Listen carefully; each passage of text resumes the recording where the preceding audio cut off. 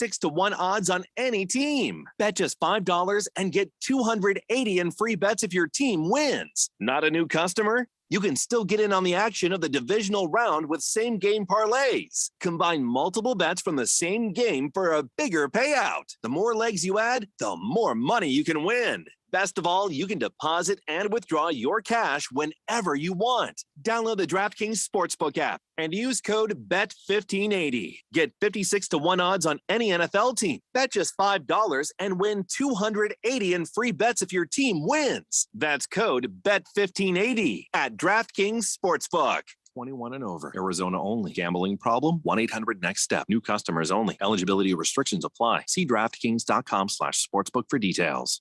I'm Serena Williams. You watch me live on TV. And I'm the girl from that alien movie you watch on demand. Our worlds have been brought together thanks to DirecTV Stream. Why are you whispering? Because the alien will hear us. Maybe let the alien know you can get DirecTV Stream with no annual contract. He seems pretty excited by that, actually. Introducing DirecTV Stream, the best of live TV and on demand with no annual contract. Get your TV together at DirecTV.com. Requires high-speed internet in the paddle device. Contact varies by package and location. Restrictions apply. Distracted driving is dangerous, Arizona. When you pick up your phone to send a text message, you're putting lives at risk.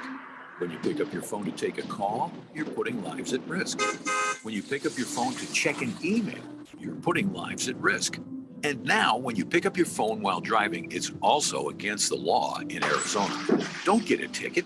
Don't pick up your phone. Sponsored by Arizona Chapter, National Safety Council, and Governor's Office of Highway Safety. Video conferencing has become the new normal, allowing businesses and consumers to connect from anywhere in the world. But current options are not always designed with protection in mind. Until now. Secure your video conference meetings with Safe VChat from Strikeforce Technologies, the industry's most secure video conferencing system to hit the market. For over 20 years, Strikeforce Technologies has been a leader in proactive cybersecurity solutions for consumers, small to mid-sized businesses, and enterprise companies. Organizations are under attack every minute of every day, easily breached because most still rely on passive cybersecurity solutions. The best way to stop Zoom bombing is to prevent it in the first place with the industry's most secure video conferencing platform, Safe VChat from Strikeforce Technologies. Go to safevchat.com right now and use promo code RADIO to get an additional 15% off. This offer is only good until the end of January. Go to safevchat.com now. KQFN Tempe. Also transmitting on K25CD Phoenix at 99.3 FM. And K24EU Fountain Hills at 95.9 FM. People settle down Because it's time. Time for what? Showtime. When does it start? Right now. 3, 2, 1. Let's get on with the show. Let's do it. Good Thursday afternoon, everybody. My name is Randy White, and this is the Daily Blender on the big flamethrower. 25,000 watts of sports talk coming your direction. Keon Rose is right by my side, my partner, and we will together for the next 2.5 hours. Something like that, isn't it, Keon? 2 hours and 15 minutes? Yeah, it's 2 hours and change. Okay, for the next 2 hours and change, try to make your lives more enriched and fill you up with the sports information and entertainment that you need. Jeffrey O'Brien taking a day off because he had the COVID. He doesn't feel well. Yeah, I mean, we kind of heard it a little bit. His voice was on edge near, especially near the end of the show. Yeah, so you got to rest it. We've got to help our friend and our pal out. So Jeffrey O'Brien taking the day off. From what I understand, he will be back tomorrow. You are a part of the program as we broadcast live from the Harmon Solar Studios by texting in your thoughts and comments at 888-368-1580. That's the text line. And the fourth dimension, well, you're the ones that put the show together, basically. You text in and you talk to us about topics that you want to know, and you comment on things that we're talking about. That's why this is the most interactive radio broadcast on the planet. I don't know why I'm so like big announcer voice for some. I don't know. I don't realize. Sometimes it's just a mood, though. Maybe. Yeah. You just wind up in that moment. You just was telling was talking to Keon before we went on the air. I had the Girl from Ipanema song stuck in my head, and I don't know why. So I was just sitting here. 888-368-1580 to the text line, and we will be talking sports here on the Daily Blader. Coming up at 5:15 today, GCU will be in action. We'll talk to you more about that, and perhaps even get the Michael Potter on the line with us, and maybe we can get a few words in with Michael Potter and his thoughts and take on tonight's matchup for the mighty GCU Lopes. Suns in action tonight against the Dallas Mavericks. We'll talk about that in a minute. The Coyotes put a pasting on the New Jersey Devils last night. We'll talk about that. Also coming up on the show, we've got NFL.com's preview of the divisional weekend. And Keon and I will talk about it and see if we agree. And we will, of course, take your comments on the text line. But let's get going here early as we talk about our Arizona Coyotes. Now, if you will recall yesterday's program, Big George was asking if I thought that the Coyotes would pull out a win. The game had just gotten underway against the New Jersey Devils, and Jacob Chitran helped the Coyotes go to a victory indeed. And I think that was for just specifically for Big George, as the Coyotes eke out, or actually paced out, a 4-1 win against the Devils at Prudential Center in New Jersey. Of course, our Karel Vejmelka stopped 35 of 36 shots on goal last night from the Devils. This kid is turning out to be something special, Keon. He sure looks like it. Another monster performance from him. 97% of shots on goal defended. He's been awesome. That's why he was the first star of the game. He played a fantastic game. He's been fantastic for the last handful of weeks, especially some of these games that they've won. You know, you go out, you go out and you compete against Montreal. You beat them. Those guys are no slouches. You lose to Colorado, but in a shootout, you know, that to push them that far, that's a really good hockey team. And Vejmelka has been a monster part of that. You know, Lawson Krause and Louis Eriksson, both Krause had a goal and an assist. Louis Eriksson had 2 assists for the Coyotes, who have now won 2 straight after losing 10 of their previous 14 games. And it's good to see this young team start to put together some consistency, some wins, especially on the road against a very, a crowd there in New Jersey that knows their hockey and will throw things at you if you're not careful. Yeah, that's how those fans are wired. But I think what was really huge about this game, because the Coyotes have struggled with this all season long, they fall behind early and then the game's just over. For them to be able to fall behind early and then still be able to be offensively aggressive enough to go out and score, that is huge to me, especially going into a hostile environment like will happen every time you play the Devils in New Jersey. Yeah. Jacob Chitran, as I mentioned, was the hero of the game last night. He played over 20 minutes of ice time, and he had an assist in his return to the lineup for the Coyotes in their 4-1 victory over the New Jersey Devils last night. Chitran had 2 shots on goals and blocked 2 shots. That is something that's a part of the game a lot of people don't talk about. But these defensemen, like Jacob Chitran, they get down there on their knees sometimes to block shots on their goal. They will put their bodies on the line to try to keep the puck from getting to their goal.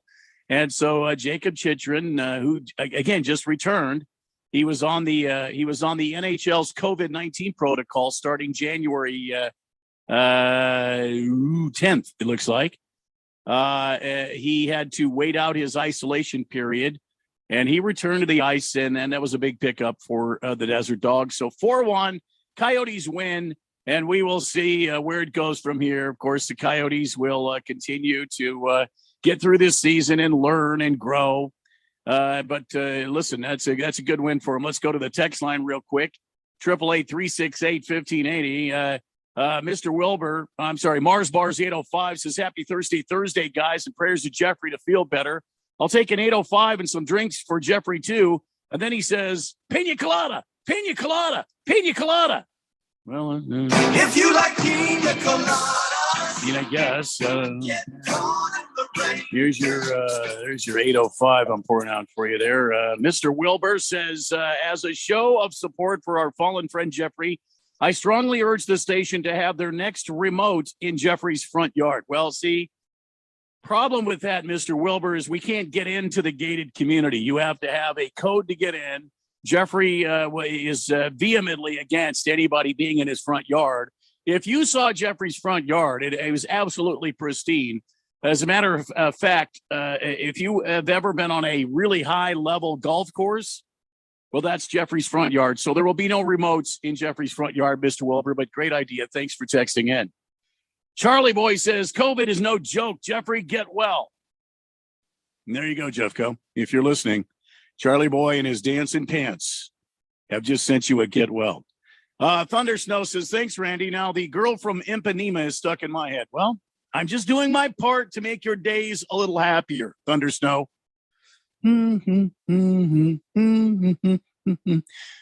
Anyway, Big George says, yes, Randy, when I texted you, the Coyotes were down 1-0 after one period of play, and they only managed one shot in the entire first period. Man, did the Coyotes turn it on in the second and third period? They dominated the rest of the game. Yes, they did, Big George.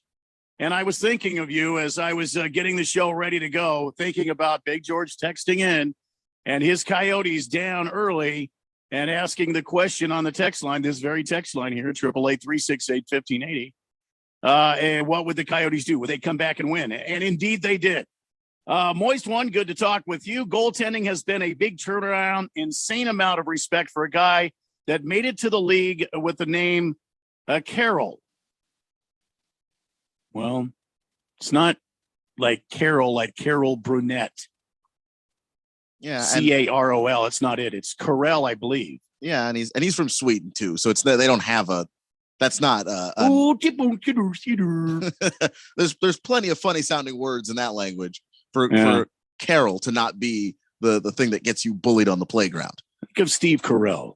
Let's call him Carell. Yeah, I guess it's Carol though. But I don't know actually. King of Kittens says double shot of Crown, and I'll take an 805-2 in memory of Jeffrey. Well, I suppose Jeffrey is here we go again. You're allowed to remember him as much as you want, but just remember you're remembering a living person. Dirty Sanchez says, happy Thursday. Can I get a nice cold Modelo Especial? Absolutely. Belly up to the bar. It's going to be a great show today. All right, as we move along here, remember, that's the text line, and you can be a part of the show. Fourth Dimension counting on you, 888-368-1580. And as we move along here, there were some things that I was noticing as I was putting the show together. Like CBS Sports went through, and maybe I don't think I'll do it today, but each MLB team's next Hall of Famer. I mean, how do you as CBS, how do you come up with that? I don't know. I guess some of them are obvious. I mean, whenever Mike Trout retires, for instance, he'll be an instant Hall of Famer. But some of those are not obvious. There's no way to know that. Yeah, this is just oh crap, football season is coming to an end. What do we write piece? I guess. You know how I feel about baseball writers anyway. You're not thrilled about it. No. Stay in your lane, baseball writers. and I don't know how it happened, when it happened, or why it happened.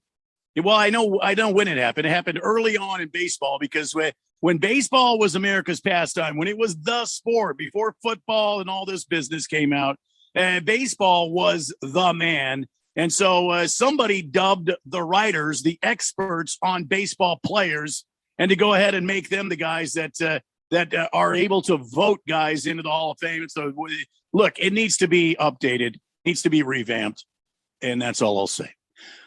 Suns will be in action tonight. They are traveling to Big D, Dallas, to take on the Mavericks, who, by the way, have been pretty hot here lately.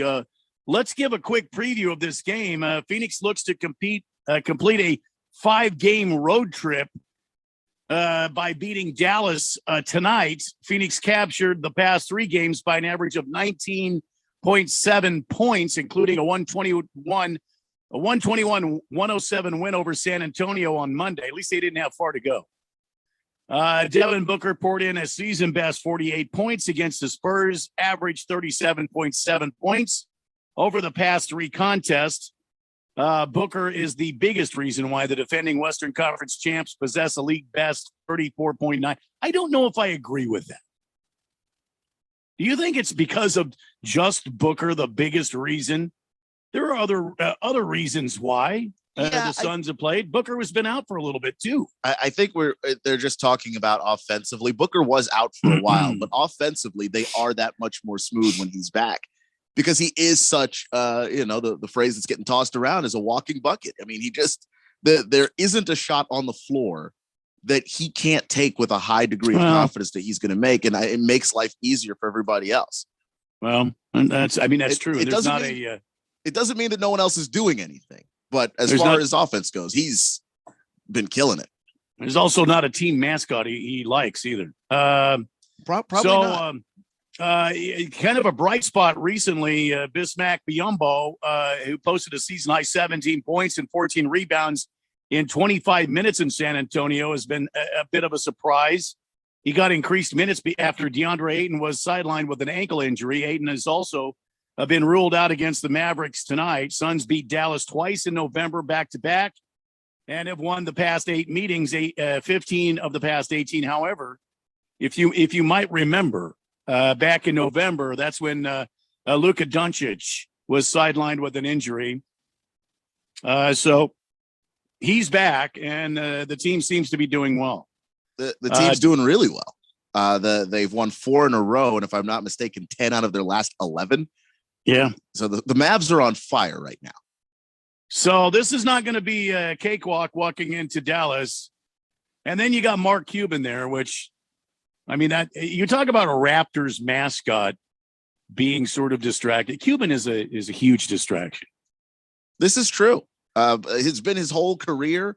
He's been, haranguing referees, yelling at players. He's a fan. He's a super fan. He just happens to own the team.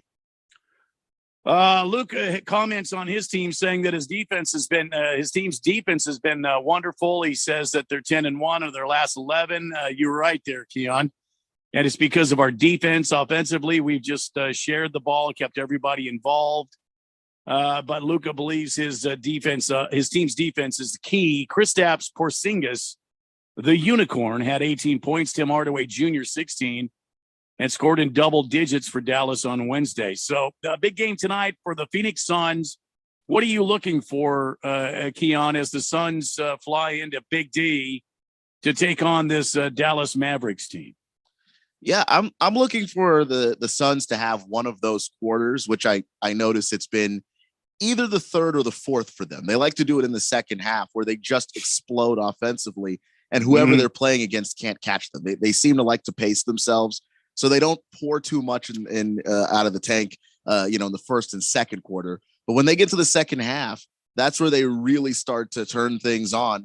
And you see the gap between them and whoever they happen to be playing that day. I'm looking for one of those because that's what it's going to take. When Luke is on the floor, he can score at will. I think he's just as prolific a scorer as Devin Booker is. And then Porzingis gives you that element of, hey, I'm 7 feet tall, but if I have to swing out and knock down threes, I can do it. And that does present a little bit of a challenge for the Suns with Ayton, where that's not where he's most comfortable defending outside of the perimeter.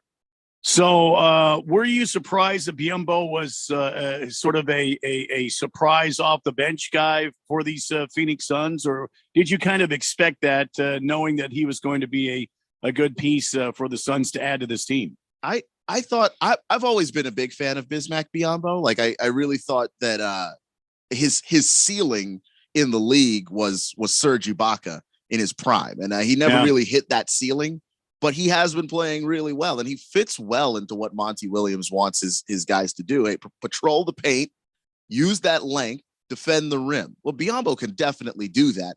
And while he can't make his own shot like a guy like DeAndre Ayton can, he can run the floor. He's incredibly athletic. And if you play the pick and roll game with him well, Biyombo could do some damage. And I'm finding that the Suns seem to be able to stumble across big guys that they can use in reserve of DeAndre Ayton fairly frequently. So Suns, Dallas tonight. We'll probably follow up on it tomorrow when Jeffrey returns to the Daily Blender here on 1580 99.3 The Fanatic. Just kind of a quick note here. Looks like Lonzo Ball is going to be out 6 to 8 weeks. It was reported about 3 hours ago that he's going to have left knee surgery. And so that's going to cool off this Chicago Bulls team. Lonzo Ball has been the guy that has been running this team. But it's going to they're going to have to make some adjustments. We'll see what happens. Lonzo Ball will be out 6 to 8 weeks for the Chicago Bulls with left knee surgery. And boy, he needs it. He's been suffering through this for some time, Keon. So hopefully this will cure the situation and give him some relief. He's got to be in a lot of pain. He has to be. And when you watch him, he looks like he's laboring up and down the floor. And one of the things that makes Lonzo Ball such a valuable basketball player, we know him for, all of the passing that he does and all of the things that he does to generate offense for his team. But he's a fantastic defender. And it's just hard for him to move laterally and be the best version of himself when he's dealing with the knee injury. I think he was trying to make it to the All-Star break, but obviously that's not going to happen. Yeah, well, it's probably better to get it done now before the All-Star break. He'll have the rest of the first part of the season here, the All-Star break to recoup and then come back and hopefully be there for a Bulls team to make a playoff run. It looks like Zach LaVine will also not travel with the team for the upcoming 3-game road trip. LaVine suffered a knee injury of his own last Friday during a game against the Warriors. So, that's a big hit for the Chicago Bulls. If you're a Chicago Bull fan, Lonzo Ball and Zach LaVine both out for the next few games. Lonzo Ball a bit longer. Zach LaVine, he's nursing a knee injury. All right, when we come back, let's talk some playoff football. I got a lot of different storylines going on. NFL.com has previewed the divisional weekend, and I want to know what you think. Fourth Dimension on the text line at 888-368-1580. It's the Daily Blender here on 1580 and 99.3 The Fanatic. This is Brent Musburger's Action Update on 1580 and 99.3 The Fanatic. Heads up, sports bettors. Right now you can try VSiN All Access free for 30 days with no credit card required. Visit vsin.com/free month to sign up now. Arizona basketball in action tonight, ranked number 3 in the nation. They're 14-1. They're 4-0 in Pac-12 play. They're on the road tonight to match up against Stanford. Arizona, a heavy favorite, favored by 11.5 points. The over-under at 151. That is the largest over-under in the Pac-12 tonight. The rest of the Pac-12 schedule, USC favored by 2 on the road against Colorado. UCLA is favored by 9 as they go on the road to take on Utah. And Oregon State, a 2.5-point favorite at home against Washington. For the latest odds all the time, visit vsin.com. I'm Matt Pauley on Arizona's sports betting station, 1580 The Fanatic. It's the NFL playoffs, and Draftkings Sportsbook, an official sports betting partner of the NFL, is celebrating. Counting down to Super Bowl 56, new customers can get 56-1 odds on any team. Bet just $5 and get $280 in free bets if your team wins. Not a new customer? You can still get in on the action of the divisional round with same-game parlays. Combine multiple bets from the same game for a bigger payout. The more legs you add, the more money you can win. Best of all, you can deposit and withdraw your cash whenever you want. Download the DraftKings Sportsbook app and use code BET1580. Get 56-1 odds on any NFL team. Bet just $5 and win $280 in free bets if your team wins. That's code BET1580 at DraftKings Sportsbook. 21 and over. Arizona only. Gambling problem? 1-800-NEXT-STEP. New customers only. Eligibility restrictions apply. See DraftKings.com/sportsbook for details. They're going to go nuts when he hits this thing.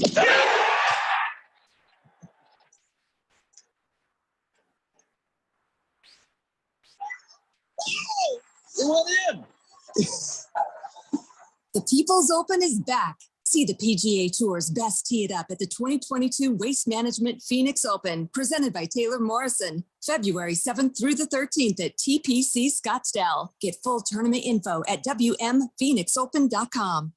Do we have a retirement crisis looming in this country? Rob Canyor here from the Retire Right with Reverse Rob Show, personally inviting you to a private screening of the movie The Baby Boomer Dilemma, an expose of America's retirement experiment by Doug Orchard Films. Please join us as my guest at the Harkins 101 Theater in Scottsdale on Wednesday, January 26, 2022 from 1 to 3 p.m. for this private screening with Reverse Rob to gain valuable information about the future of Social Security, Medicare, pensions, and 401ks. Seating is limited, so please be sure to RSVP as soon as you can to reserve your spot by visiting my website, www.reverserob.com, under the events section for additional information, or simply text your RSVP to this number, 602-361-1587. That's 602-361-1587. I look forward to having you as my guest for this riveting film that could help better secure your retirement picture and protect your valuable legacy. It's NFL playoff time. You know what time it is, baby. And your home to the NFL has you covered. Follow along with all the action, all the drama, all the glory of the NFL playoffs. That's not all. The Fanatic is your radio home of Super Bowl 56, live from LA. When it comes to the NFL playoffs and Super Bowl 56, we are your NFL playoffs headquarters. 1580 and 99.3. The Fanatic.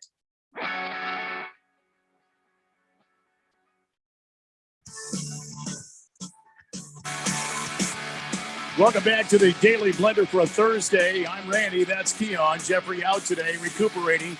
Still dealing with the effects of COVID. He had the Omicron, you might remember, and it's kind of beat him down a little bit. But he will rise up. He's strong. He's courageous. He just didn't have much of a voice today, and he was really kind of he's run the tank low on energy from trying to be here this week. So we're giving him an afternoon to kind of rest. He's still doing some stuff behind the scenes for the station. He's just not on the air. So he'll be back tomorrow, he says.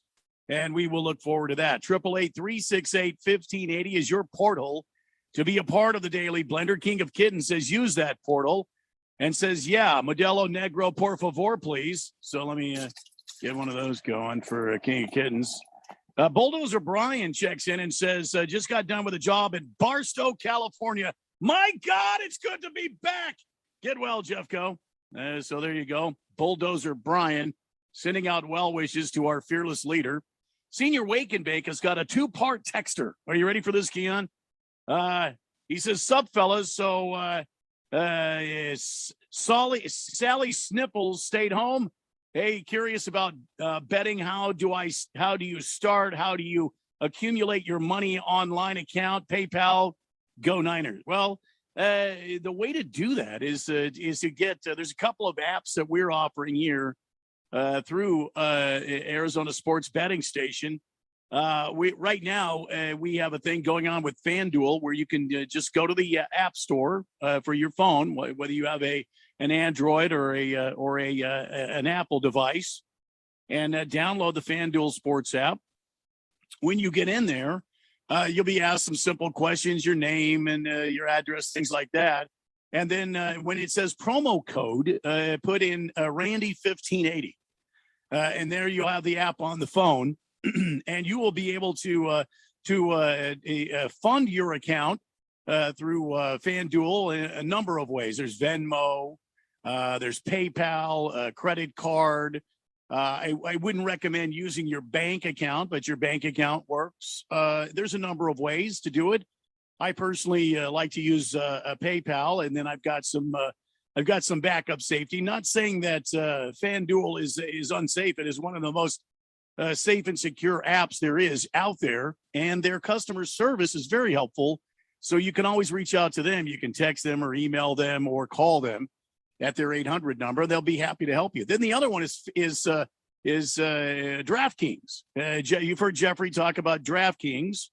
So you download the app for your phone, and you enter the code BET 1580. I think that's the code. BET 1580. Not only are you going to get signed up, but you're also going to get on both of those. When you enter those codes, you're going to get some cool prizes, some cool bonuses. And one of the bonuses, I believe, is 56-1 odds on your divisional game bet this coming weekend. And again, you can fund that account by using Venmo, PayPal, popular ways of doing things, credit card, that sort of thing. So Senior Wake and Bake, I hope I helped you out there, either DraftKings and I would suggest Josh Applebaum, our sort of sports betting mentor here at the Daily Blender, has also said, you have a couple of different apps so you can review things happening in real time and make bets and find suitable odds that you're looking for. So there it is. Either FanDuel and use the promo code Randy1580 or DraftKings bet 1580. Let's see. Big Kev is on the text line at 888-368-1580. Big Kev says, good evening, guys. Since y'all appear to have a bar going on, pour me out a cold Miller Lite. Also, I could go for some deep fried cheese curds with a side of blue cheese. If you guys have deep fryers to go with those draft taps, well, we don't. Sorry, Big Kev. I can pour you out a cold, icy cold Miller Lite. Then let's see here. Senior Wake and Bake says, thanks for the info. Well, you're welcome. All right. 888-368-1580 is the text line. You can be a part of the Daily Blender. Let's jump into it. NFL division round game picks by NFL.com's Greg Rosenthal.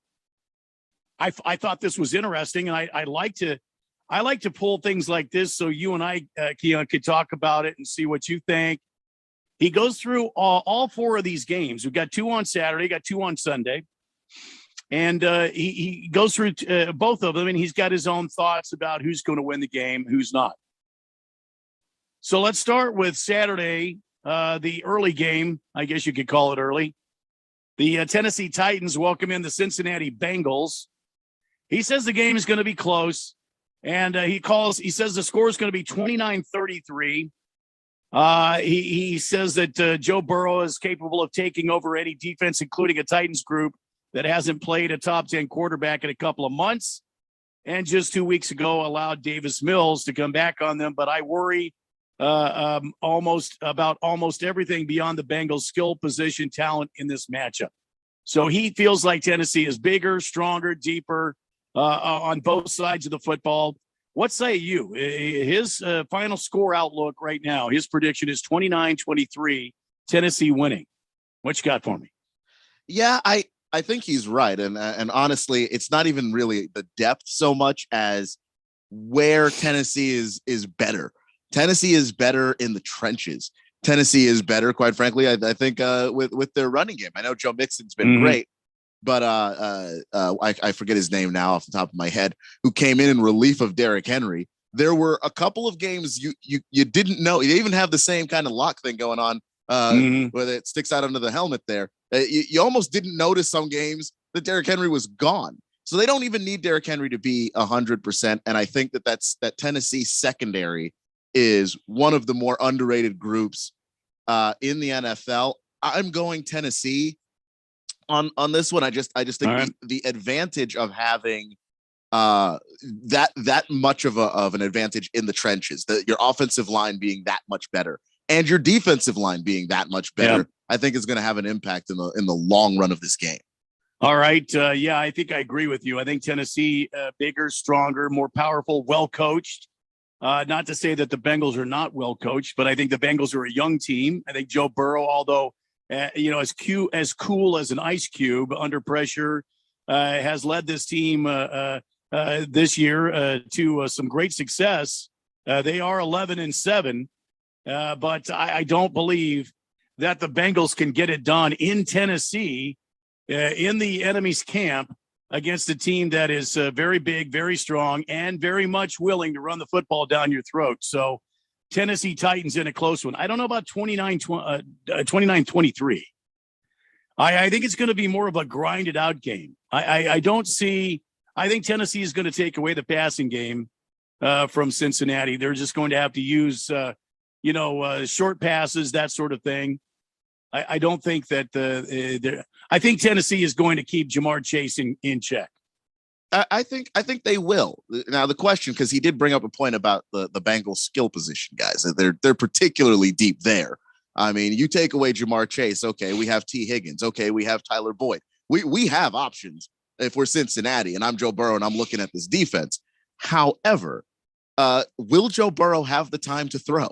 You know, I mean, that Tennessee defensive line, and we're talking about Jeffrey Simmons, that big guy that they have, that stuffs the gaps on the running game. And then, if you drop back to throw, he's in your face too. They're loaded in certain positions. And I think that defensive front is one of them. Bud Dupree came in and actually had a pretty decent year for them. Yeah. I mean, they're good.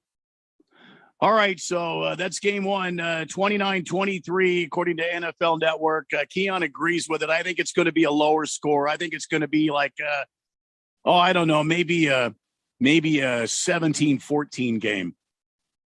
I don't know. I just kind of feel like that might be it. Yeah, I feel like the highest that we're reaching is 21, 24 points. I don't know if we're getting up to 29 and 30 necessarily. Yeah. 888-368-1580. That's your chance to check in on these games. Senior Wake and Bake says if Henry's metal plates don't hold up, Tennessee won't have a chance. I don't know about that. They've been running well without him. That's the thing. And I do think it is concerning that their defense hasn't faced a top 10 quarterback, but in a while. But outside of that, I don't worry about anything else that the Titans are doing, including their running game, because they seem to have found a way to manage without Derrick Henry. Even with Ryan Tannehill, quite frankly, not playing his best football lately. All right, the next game on tap is the later game on Saturday, which is the San Francisco 49ers taking on the Green Bay Packers. Now, when they last met in San Francisco, it was 30-28 was the final score, and the Green Bay Packers had to be led down the field, and the only thing that saved them was a last-second field goal. Literally a walk-off field goal was how Green Bay beat the 49ers. Now, both teams are different than they were in week 3 or 4, whatever it was. But San Francisco has been on a streak lately. They've got Jimmy G back, although he's a little dinged up. Now, they talked about after last week's game, he's got a little shoulder owie that he was complaining about. The thumb thing is still going on. You don't hear much about it. And Green Bay Packers had a week off. Everybody there had a nice week to kind of rest and recuperate, try to heal up some of their bumps and bruises. It's going to be in the frozen tundra there, and it's going to be cold. I don't know if it's down to 0 necessarily like last week's game in Buffalo is, but it's going to be a cold game. The Packers sit currently at 13-4, and I think it's a lucky 13-4 because the Cardinals almost beat them, came back and beat them, and the San Francisco Niners almost beat them. San Francisco, meanwhile, is the 6th seed at 11-7.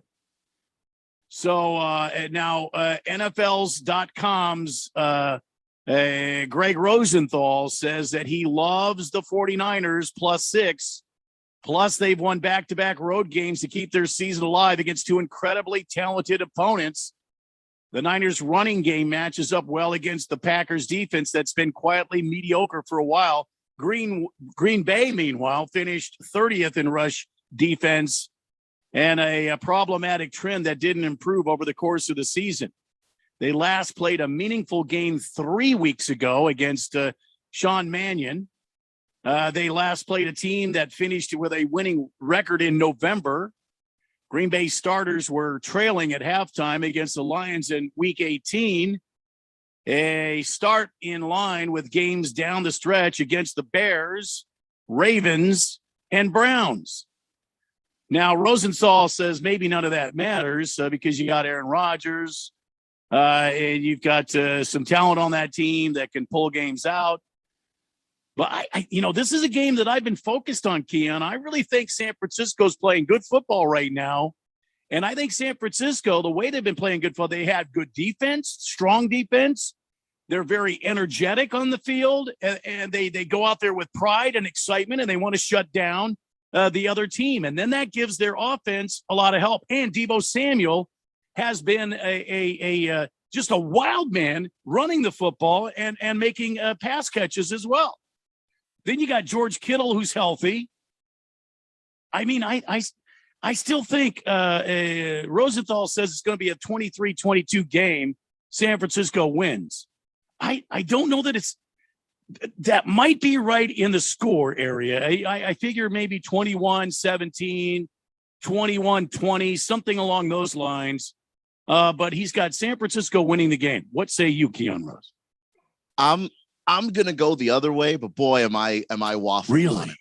I have so little confidence in my ability to pick this game, but I'm leaning towards the Packers for all the aforementioned reasons. You don't really pick against Aaron Rodgers, especially when he's got a threat like Devontae Adams on that team. They're running the ball fantastically. They've relied a lot on A.J. Dillon because of how dinged up Aaron Jones was earlier in the season. I don't know if he'll be back. I think he will be. And then on the defensive side of the ball, the Packers have been really, really good. Eric Stokes, their corner that they got out of Georgia. I mean, this guy's been a lockdown corner for a good chunk of the year. And now they're potentially getting even healthier on their defensive line as well. So I feel good picking the Packers, but I do think that you can't overlook what the Niners bring. When the Packers have struggled this season, they have struggled against teams who've just run the ball down their throat.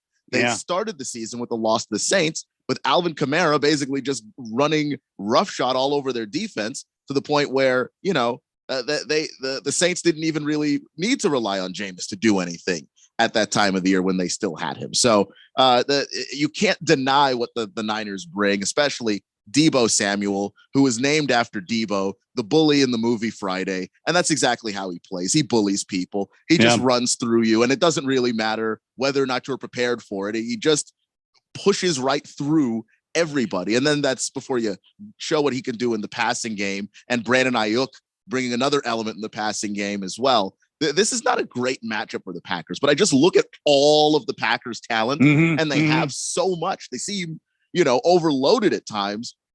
I'm going to pick the talent, but boy, I am not confident about it, but I'll lean Packers on this one. All right. Well, the over-under on this is 47, and the spread is, the Niners have a +6 is the spread. Milwaukee is favored to win, but not by that much.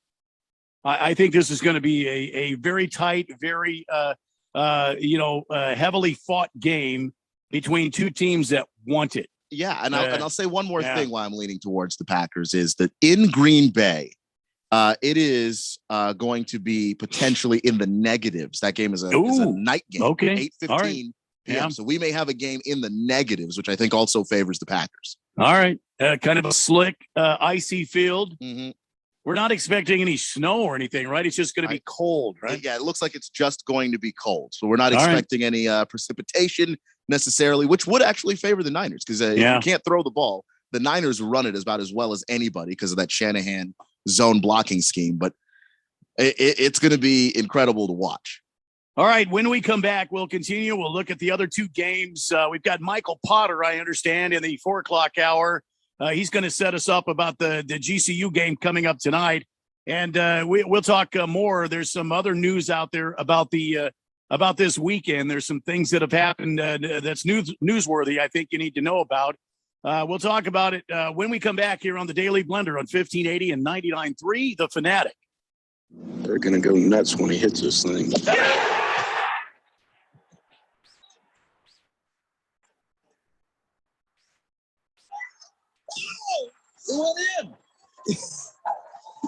The People's Open is back. See the PGA Tour's best tee it up at the 2022 Waste Management Phoenix Open, presented by Taylor Morrison, February 7th through the 13th at TPC Scottsdale. Get full tournament info at WMPhoenixOpen.com. I'm Serena Williams. You watch me live on TV. And I'm the girl from that alien movie you watch on demand. Our worlds have been brought together thanks to DirecTV Stream. Why are you whispering? Because the alien will hear us. Maybe let the alien know you can get DirecTV Stream with no annual contract. He seems pretty excited by that, actually. Introducing DirecTV Stream, the best of live TV and on demand with no annual contract. Get your TV together at DirecTV.com. Fires high-speed internet and compatible device. Content varies by package and location. Restrictions apply. Hi, this is Bruce Jacobs from my friends and former employers at Pro Copy. For over 20 years, Pro Copy has provided Arizona companies with the best office equipment available from companies like Ricoh. More importantly, they provide outstanding service after the sale with a 96% retention ratio and award-winning technicians. 3 years ago, they joined the Flex Technologies Group, an Arizona-based nationwide group of companies that share Pro Copy's commitment to excellence. So if you have branches anywhere in the United States or just here in Arizona, you can get great personalized service even during the current climate. We use them here at the Fanatic and Money Radio KFNN, and they never disappoint because they remain a local company. They give back to our community by supporting ASU and the Thunderbirds through the Phoenix Open. The Pro Copy Foundations has raised hundreds of thousands of dollars. That makes doing business with Pro Copy good for your business. Just give them a call at 602 Pro Copy. That's 602-776-2679. Are you paying too much for term life insurance? There's a tremendous price war among the major term life companies. Rates have dropped dramatically in the past 2 years. For example, a man age 45 non-tobacco user, $1 million of coverage is only $75 per month, level for the next 10 years. Or a man age 50 non-tobacco user can buy $500,000 of coverage for a monthly premium of only $110, guaranteed not to change for the next 20 years. That's right, level rates for 20 years. And if you're a smoker, we have great rates for you as well. At the Term Lifeline, we specialize in policies of $500,000 and above. So if you're looking for new or replacement term life insurance, call right now for a free quote. Rates and availability may vary by state. Sample rate quotes are based on preferred non-tobacco underwriting exam required to qualify. 800-807-1981. 800-807-1981. 800-807-1981. That's 800-807-1981. Your home for NASCAR. 1580 and 99.3. The Fanatic.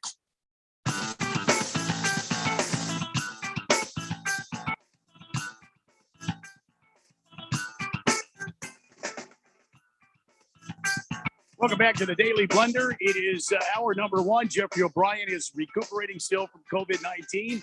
My name is Randy White. That is Keon Rose in the Harmon Solar Studios, throwing the switches, spinning the wax, if you will, on this Thursday edition of the Daily Blender. We're talking NFL football. Let's quickly go to the text line, see what's on there. Senior Wake and Bake, winner, Niners victorious chicken dinner.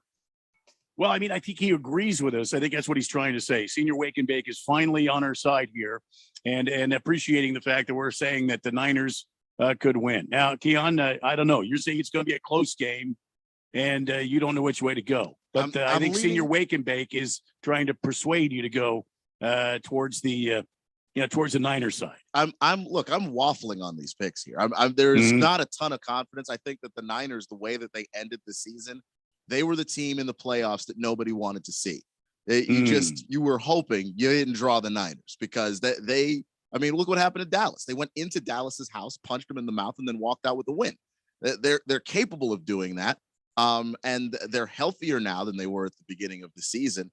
I just like the talent of the Packers, the fact that the Packers are at home in a place that around this time of year is incredibly miserable to play in, but they're used to it. Lost Toby addresses that on the text line at 888-368-1580. He says Jimmy G can handle the cold. Well, it is true. He did come from New England, right? He did come from New England, and I believe when he was in college, it was Northern Illinois, if I'm remembering correctly. So it's not like he's completely inexperienced when it comes to the cold. But still, the team that plays there many times a year, that's constantly in the playoffs, and they're always a contender, that team playing in this cold where they're used to it, that I think is something worth noting. Even if Jimmy G will be fine, will all of the Niners be fine? The Reaper is on the text line, says Rams are beating the Bucks. Well, we're not talking about that yet, Reaper, but thanks for sharing your thoughts there. We will get to the Rams and Bucks game here shortly. Mr. Pink Eye says, where's Jeffrey? Is he like only working part-time like Kyrie? No, he's just trying to get over the COVID, man. Yeah, I mean, this is a job where, your voice is important. It's one of the tools of the trade. And unfortunately, his voice is not in a good place right now because of the COVID. Blissful Hayes wants to help you out. He says, Jimmy G went to Eastern Illinois University. Lost Toby says, Andy's from Chicago. I appreciate the correction there. I knew it was in Illinois. I couldn't remember if it was Northern or Eastern. Thanks for that. Thanks for that. Yeah. Senior Wakenbeck says, hey, Peon. Now, come on. He's not. Is Keon. Picking the Packers, are you? Hey, how come you're not going for your, go Niners? For my Washington Senior football team? Yeah, because we're in the draft.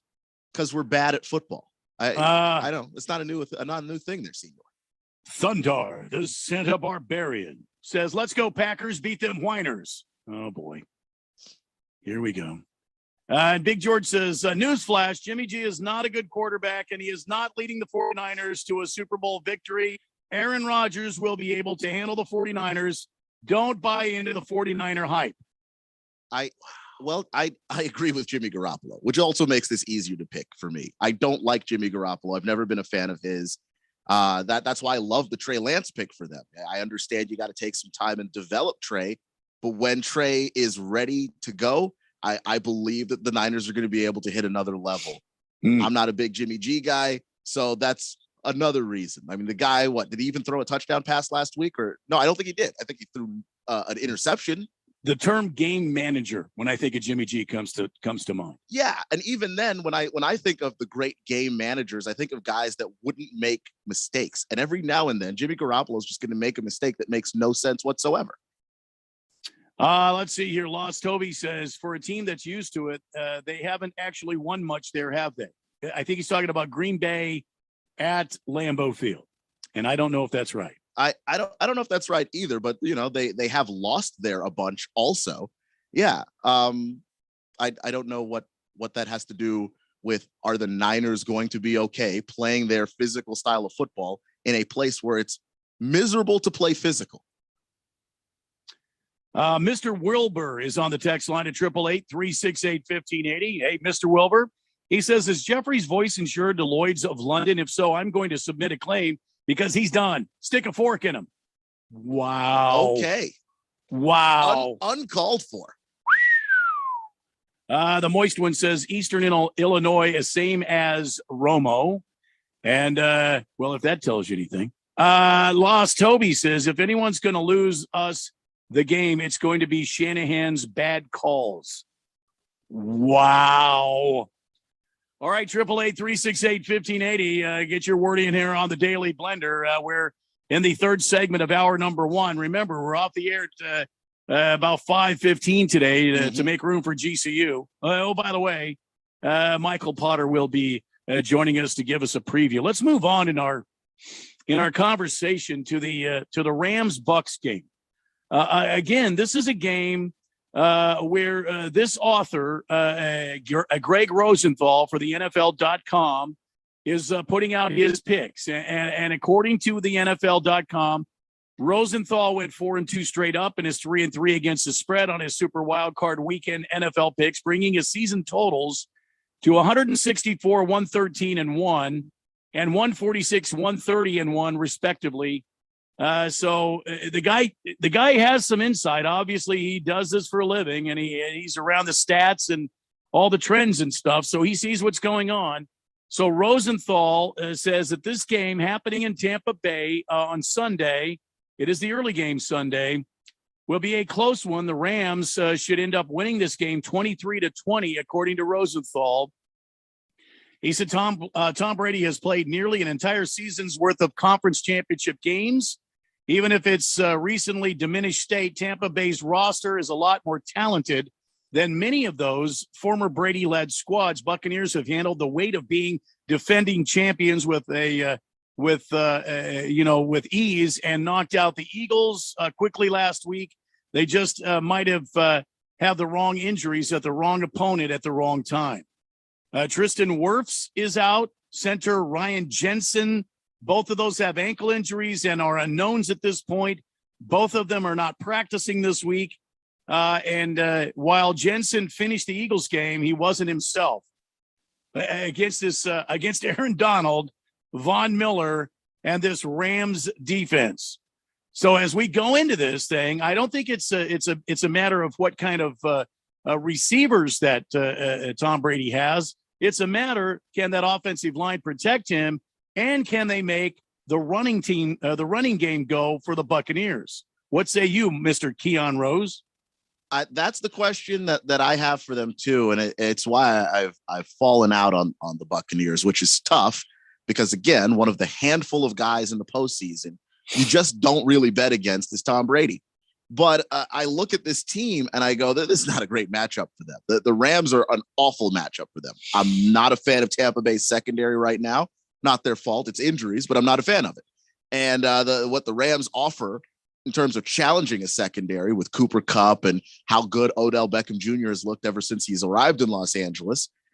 With both of those things, I can't honestly tell you that I feel confident that the Buccaneers can stop the Rams, especially since the Buccaneers are designed to be run stoppers. But the Rams don't care if you take away the run. I mean, if they can run, that's great. But if you take it away, they don't really care. It doesn't really stop them at all. And on the defensive end for the Rams, well, they're loaded. They paid a lot of money to be loaded. We call them the Yankees of football. I don't know if that's necessarily fair, but there's a reason why we do that. It's because they made sure to be loaded and stock up on as much talent as humanly possible while stretching the cap restrictions to their very limits. I think that they're going to be able to take some stuff away from the Buccaneers in large part because I don't know that the Buccaneers can run the football. I really don't. And yeah, when you start to go up against some of these pass rushers and you're not able to double team them, I don't know how you protect Brady. And I've seen it happen so many times. If you beat up Tom Brady early, that is the only way to knock him off of his game. Aaron Donald is a force multiplier. When Donald, Von Miller, Leonard Floyd, Ashawn Robinson, and Greg Gaines are all on the field together, most downs these days, they can suffocate a passing game. Brady can live with losses at receiver. He's still got Gronk and Mike Evans after all, but it'll be hard to live without time in the pocket again. And I don't think he'll have it come Sunday, according to Greg Rosenthal from NFL Network. And I agree with him. He's called this game a 23-20 win for the Rams. So the Rams would move on, in his opinion, to the NFC Championship game. What's your score prediction? Do you think the Rams can do this? I do think the Rams can do this. The Rams have already beaten the Buccaneers, and they beat a more healthy version of the Buccaneers earlier this season. They beat them by 10, 34-24. So do I think that the Rams can go out there and do it again? Yeah, I imagine Todd Bowles is going to have some things that he's going to do to try and make life hell for Matthew Stafford.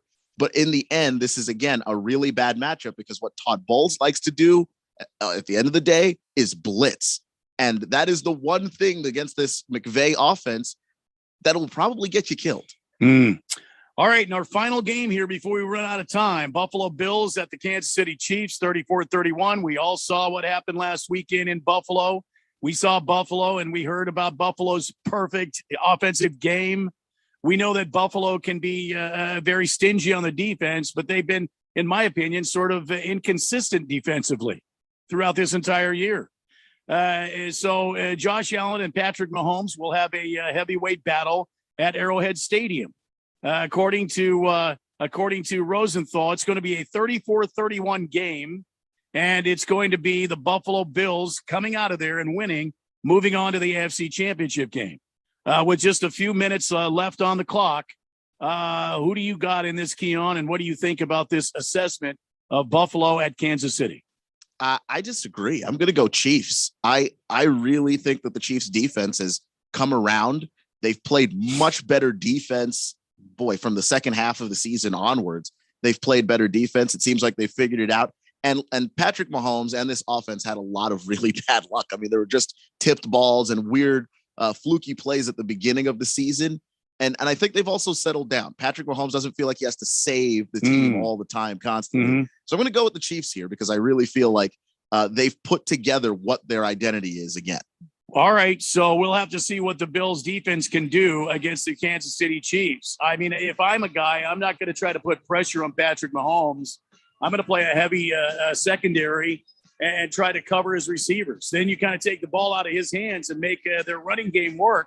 And with Tyreek Hill as their only runner right now, Clyde Edwards-Helaire probably will not be ready for this game, so we'll have to see what happens. So you got Buffalo, Kansas City, 34-31. Want to hear what you have to say about it for it to mention. After the top of the hour here, we'll get to your text at 888-368-1580. Remember, Jeffrey O'Brien is out today. I'm Randy. That's Keon. And we're going to try to hold the ship down for the next hour and 15 minutes. You're tuned to the Daily Blender here on 1580 and 99.3 The Fanatic, where we're talking football this afternoon. Stick around, kids. We'll talk more when we come back. Hi, this is Bruce Jacobs from my friends and former employers at Pro Copy. For over 20 years, Pro Copy has provided Arizona companies with the best office equipment available from companies like Ricoh. More importantly, they provide outstanding service after the sale with a 96% retention ratio and award-winning technicians. 3 years ago, they joined the Flex Technologies Group, an Arizona-based nationwide group of companies that share Pro Copy's commitment to excellence. So if you have branches anywhere in the United States or just here in Arizona, you can get great personalized service even during the current climate. We use them here at the Fanatic and Money Radio KFNN, and they never disappoint because they remain a local company. They give back to our community by supporting ASU and the Thunderbirds through the Phoenix Open. The Pro Copy Foundations has raised hundreds of thousands of dollars. That makes doing business with Pro Copy good for your business. Just give them a call at 602 Pro Copy. That's 602-776-2679.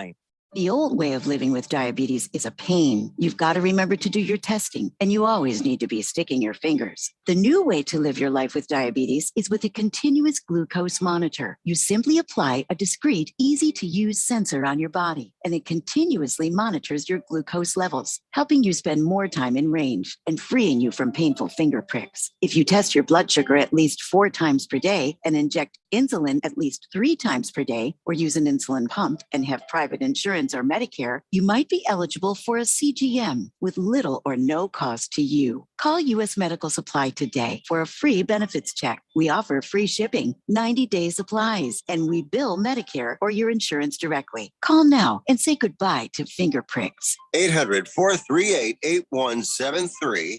800-438-8173. 800-438-8173. That's 800-438-8173.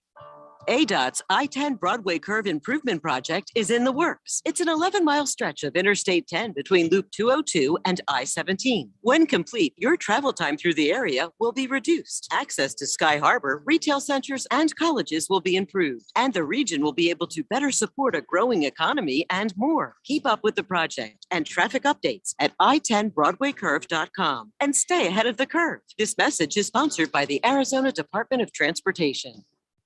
In many countries around the world, medical care is scarce. Countless millions have no access to safe surgery. Mercy Ships is there to help. Mercy Ships provides free surgeries for the thousands of those who are waiting for surgery at each port. Mercy Ships is bringing services to countries that would otherwise never be able to access those services. Find out how you can help by visiting our website at mercyships.org. That's mercyships.org. KQFN Tempe. Also transmitting on K25CD Phoenix at 99.3 FM. And K24EU Fountain Hills at 95.9 FM. All right, people, settle down. Because it's time. Time for what? Showtime. When does it start? Right now. 3, 2, 1. Let's get on with the show. Let's do it. And welcome, everybody, to the Daily Blender for a Thursday. My name is Randy White, and that's Keon Rose. He's spinning the turntables of steel live from the Harmon Solar Studio in beautiful uptown Scottsdale. You're texting in on the text line at 888-368-1580. Jeffrey O'Brien taking the day off. Be back tomorrow, hopefully. Got to get his voice strong again. He's recovering from COVID, so we're trying to hold this baby down until he can get back and be healthy and better. Michael Potter from GCU joining us this hour here on the Flamethrower. We're talking NFL football. Let's go to the text line quickly because Senior Wakenbeek is confused. He says, what the hell, guys? Sounds like you favor the Niners and then shoot them down. Well, no, they were just giving analysis. We're giving our thoughts on what could happen during the game. Yeah, and nobody's bad-mouthing your Niners. I don't think anyone's bad-mouthing the Niners. The fact of the matter is this is going to be a fantastic game. And quite frankly, of all of the matchups happening this weekend, that is the one I am looking forward to the most, because I think that while the Packers have a more talented roster from top to bottom, the Niners, what they bring scheme wise, it's hard to defend. It's hard to stop, and it's been historically hard for this particular Packers team to stop. But I'm going to side with the talent, and I'm going to side with Aaron Rodgers and his quarterbacking ability. That's not to say that your Niners can't win the game, but that's where I'm leaning right now. It is always good to lean on the side of the league MVP, reigning MVP. He's an MVP for a reason. However, I still think the 49ers will win this game.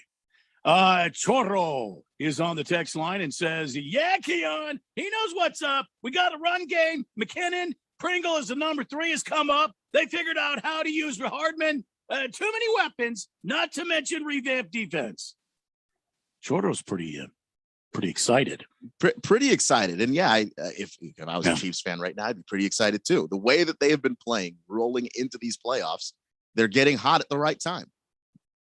Big George says on the text line at 888-368-1580. So I agree that the Bucs are probably in for a letdown, but I can never bet against Tom Brady in the playoffs. So I have the Bucs pulling off the win in a close one against the Rams. I like the Bills to upset the Chiefs at Arrowhead and the Titans to beat the Bengals, although I will be cheering for the Bengals. Good to know, Big George. Thank you. You can be a part of the show too at 888-368-1580. Mr. Wilbur says, so what you guys are saying is that Jeffrey is on the PUT list, the physically unable to talk list. Well, yeah.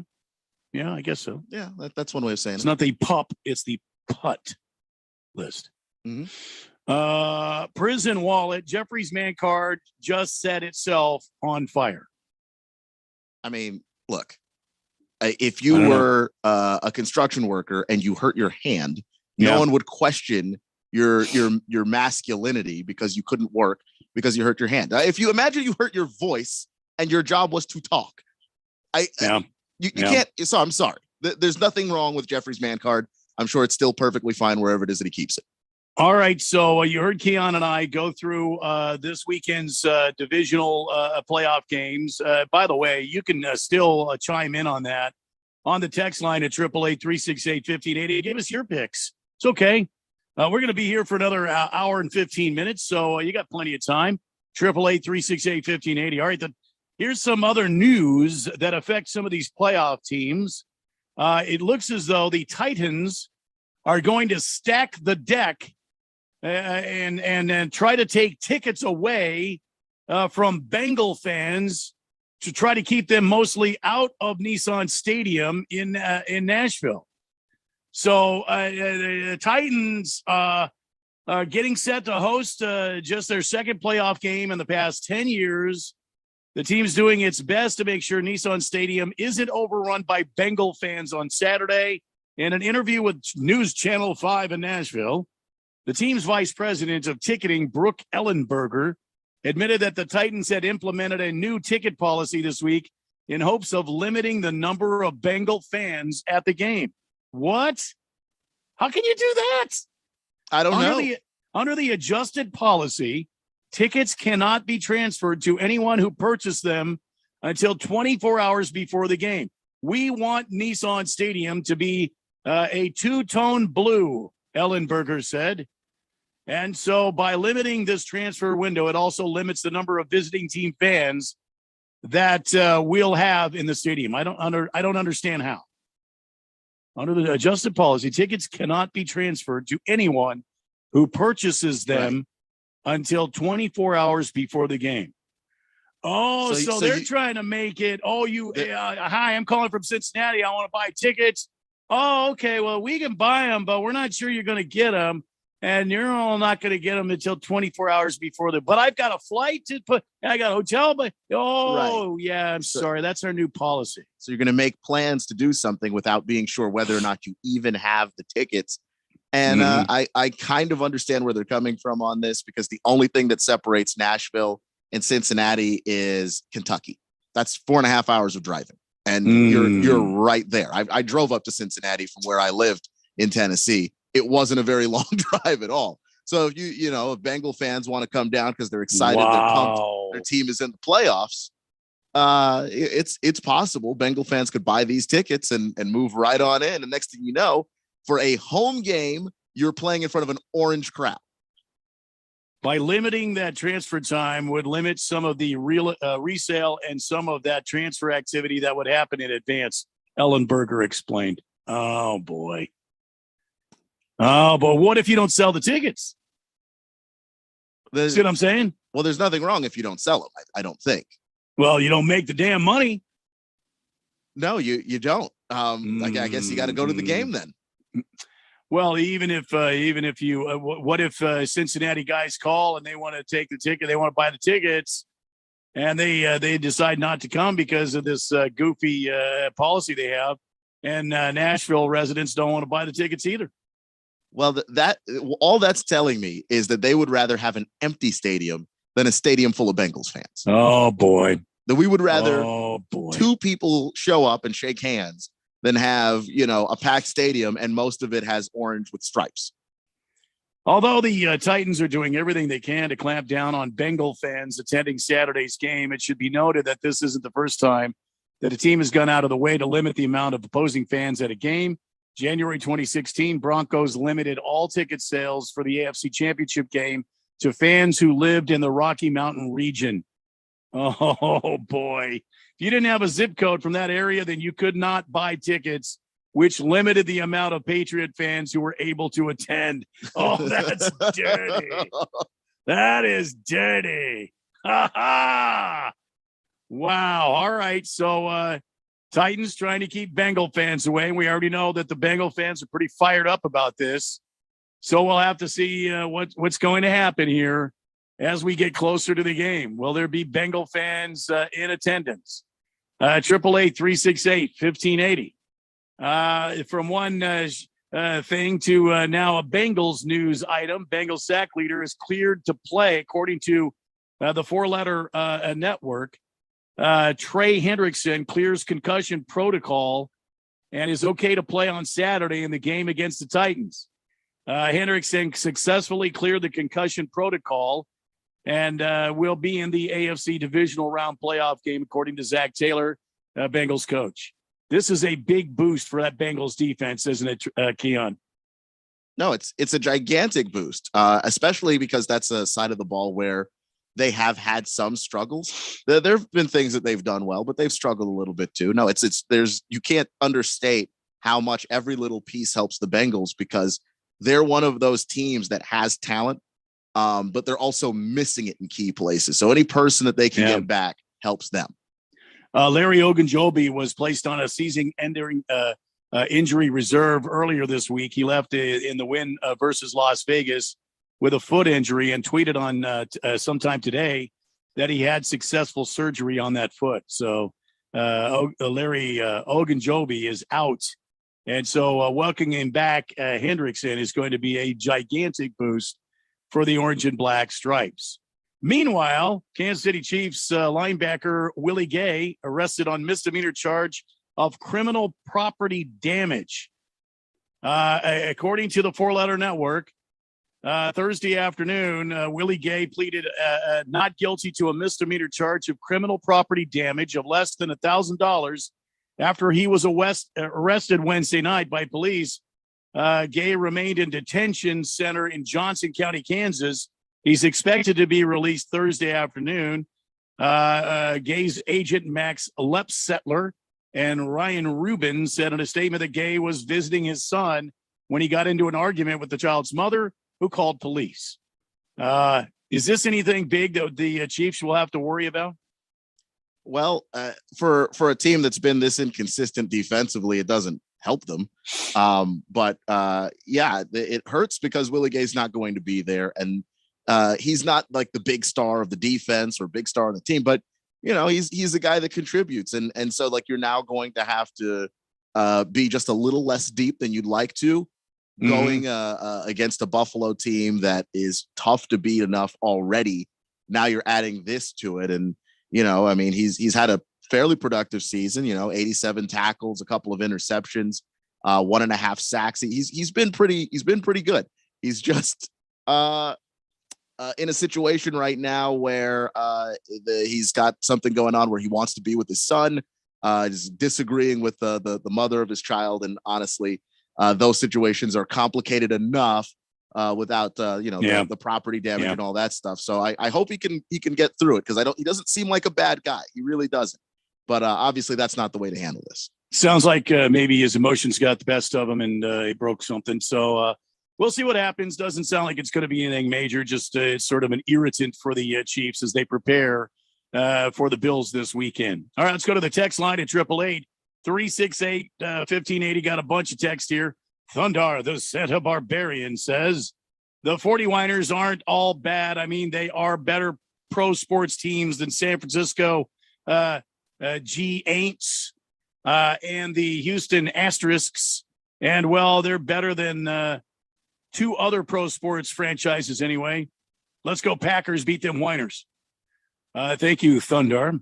Lost Toby says, I feel bad for Jeffrey. I had one Zoom meeting today and barely made it through that meeting. Wow. Well, then you understand, Lost Toby, what's going on. Mr. Pink Eye says, I will badmouth the Niners. They suck and will lose to the Packers. Now all the 49er haters are out in full force.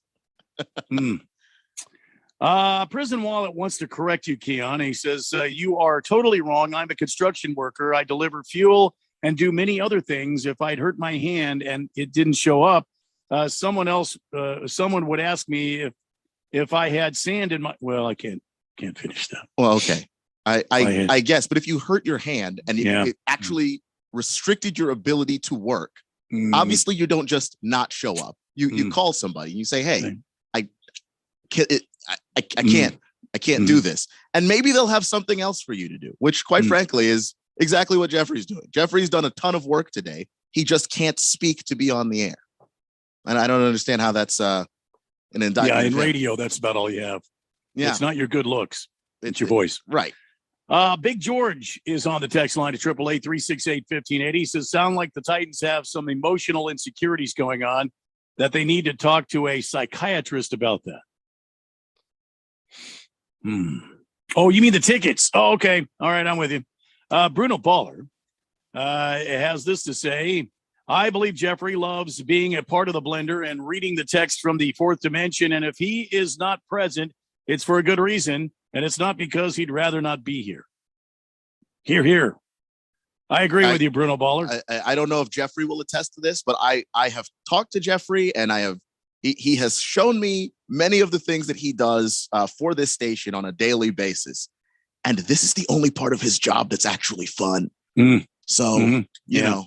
Rest of it kind of stinks. Yeah. Fish Tank. Hey, Fish Tank, how you doing? He says, I'm pulling for the Titans because I want Tannehill to prove that Adam Gase and the Dolphins were holding him back. And he says, when I went to the World Series in Atlanta, I bought my tickets about 4 hours before the game. I don't think this is going to stop any real Bengal fan from being there. I agree. It might stop your more casual Bengal fan, though. Yeah, it will stop some people who would like to have the ticket a week in advance so they can plan. The diehards, no, they'll be there.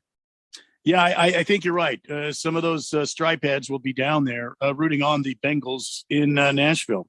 Hamilton Porter says the Red Wings were playing the Penguins in the Stanley Cup Finals. Not only was it hard to get a ticket, but when we got to Pittsburgh, they were not allowed to sell octopi to Wings fans because we throw them on the ice in playoff games. So they not only couldn't give you a ticket, but no octopi for you. I think that second one is fairly reasonable. If you don't want to be cleaning that all over your ice, then I think you got to stop that from happening. Reminds me of Seinfeld, the soup Nazi. You know, no soup for you, no octopi for you. Let's see. The Colts fan Dan says if Willie Gay was arrested in a blue state, they would just let him go with the promise he'll never do it again. Wow.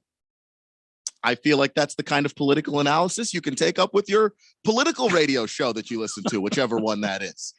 Colts fan Dan also wants me to know that I'm delusional if I think the Niners have a chance in hell. Jimmy G sucks, and this game will be over by halftime. Wow. Well, now hold on. Do you recall what happened the last time the Niners beat the Packers?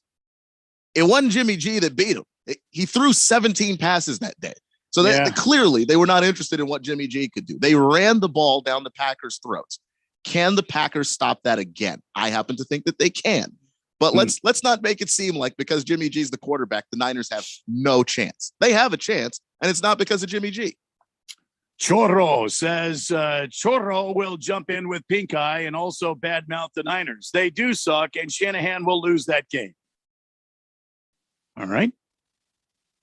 Lost Toby says, sending your claim seems like it's going to be around with the younger generation. So what is Jeffrey's burner account? I don't think he has one. I mean, why would he? I don't know why he would have a burner account. Let's see. Big Kev wants me to know that tomorrow night is NASCAR's Hall of Fame induction night. Dale Earnhardt Jr. will join his father in the Hall of Fame. Don't know how long you've helped cover the sport, but do you have any Dale Jr. memories that you could share? Well, I've been a fan of the sport for many, many years, and I just remember at one time, Junior was one of the most dominant drivers in the sport. The thing that I don't know. I'm going to irritate Big Kev here. I have a feeling. I don't know that Dale Earnhardt Jr. deserves the Hall of Fame. He was never a champion. And he, a lot of times he was the most popular driver. And I think a lot of that was because of his name. He was very hot as a driver there for some time, but then for a long period of time, he was just kind of out there doing circles. So that's my personal opinion, Big Kev. I'm not saying that he's a bad guy or a bad driver. I'm just saying, I don't know, but there were some times here that he was lights out at Phoenix Raceway. So I know that for sure. Bruno Baller says, Randy, can we get a weather forecast for Green Bay on Saturday night? Yeah, cold. It's just going to be cold. I don't even have to fire up the music. It's going to be cold. Dress in layers, like 20. Oh, well, what's crazy is the girlfriend's going to be there. She's going. Oh no, is she really? She's going, but she's from there. That is not anything to her. Cold, ice cold. I went to a football game in Nashville, and that was 28, and I was miserable. Let's see. Senior Wake and Bake is firing back at Pink Eye. Hey, Pink Eye, Niners will be victorious against Pack, and also you suck. That's probably why they call you Pink Eye. Go Niners. I'm not sure I get that. Not sure why I get that. I don't exactly follow, but no, root for your team. At least fan, we have the Niner fans focused on their next opponent for once. Colts fan Dan says, sports and politics will forever be intertwined. Get over it, boys. They will be, but in this particular instance, are they actually intertwined? This dude got in trouble, and you brought up a blue state out of the blue. Literally, stop. All right. We're going to take a break. When we come back, we'll discuss, hopefully, with Michael Potter, what GCU has got on tap tonight in their big game. It's coming up at 5:15. Also, Antonio Brown says there's nothing wrong with his mental well-being. Do you believe that? We'll talk about that next here on the Daily Blender at 1580 and 99.3 The Fanatic. It's the NFL playoffs, and Draftkings Sportsbook, an official sports betting partner of the NFL, is celebrating. Counting down to Super Bowl 56. New customers can get 56-1 odds on any team. Bet just $5 and get $280 in free bets if your team wins. Not a new customer? You can still get in on the action of the divisional round with same-game parlays. Combine multiple bets from the same game for a bigger payout. The more legs you add, the more money you can win. Best of all, you can deposit and withdraw your cash whenever you want. Download the DraftKings Sportsbook app and use code BET1580. Get 56-1 odds on any NFL team. Bet just $5 and win $280 in free bets if your team wins. That's code BET1580 at DraftKings Sportsbook. 21 and over. Arizona only. Gambling problem? 1-800-NEXT-STEP. New customers only. Eligibility restrictions apply. See DraftKings.com/sportsbook for details. Have you wanted to speak a new language but thought it'd be too difficult or take too much time? Then try Babbel. In just 15 minutes a day, Babbel teaches you conversations that you will actually use. With 14 languages and lesson topics like travel, business, relationships, and more, you'll learn what matters most to you. Babbel, language for life. Learn a new language with ease. Go to Babbel.com to try for free. That's BABBEL.com.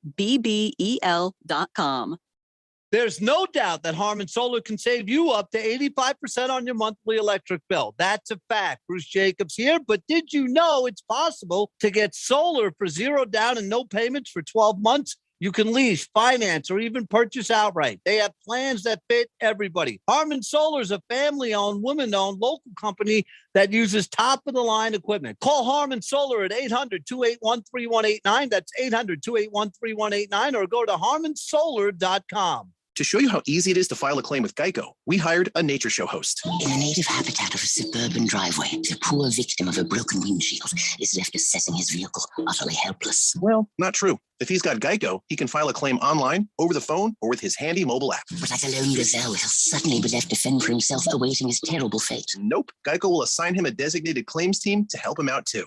So the gazelle gets his car fixed and everything. Wow, nature is so cool. Geico. Great service without all the drama. The field is called a gridiron. The ball is called a pigskin. The quarterback is called a field general. Y'all know what time it is? The kicker? Well, they just call him a kicker. Come on, dude! Hey, this is football.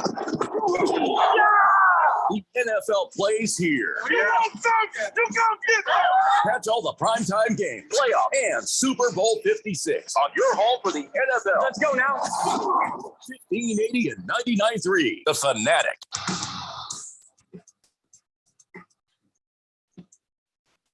Lots happening this weekend here on the Big Flamethrower. First of all, we've got the Bengals Titans 2 p.m. on Saturday. That'll be on Money Radio 1510 and 105.3 FM, because during that time, GCU is going to be in action against Sam Houston State.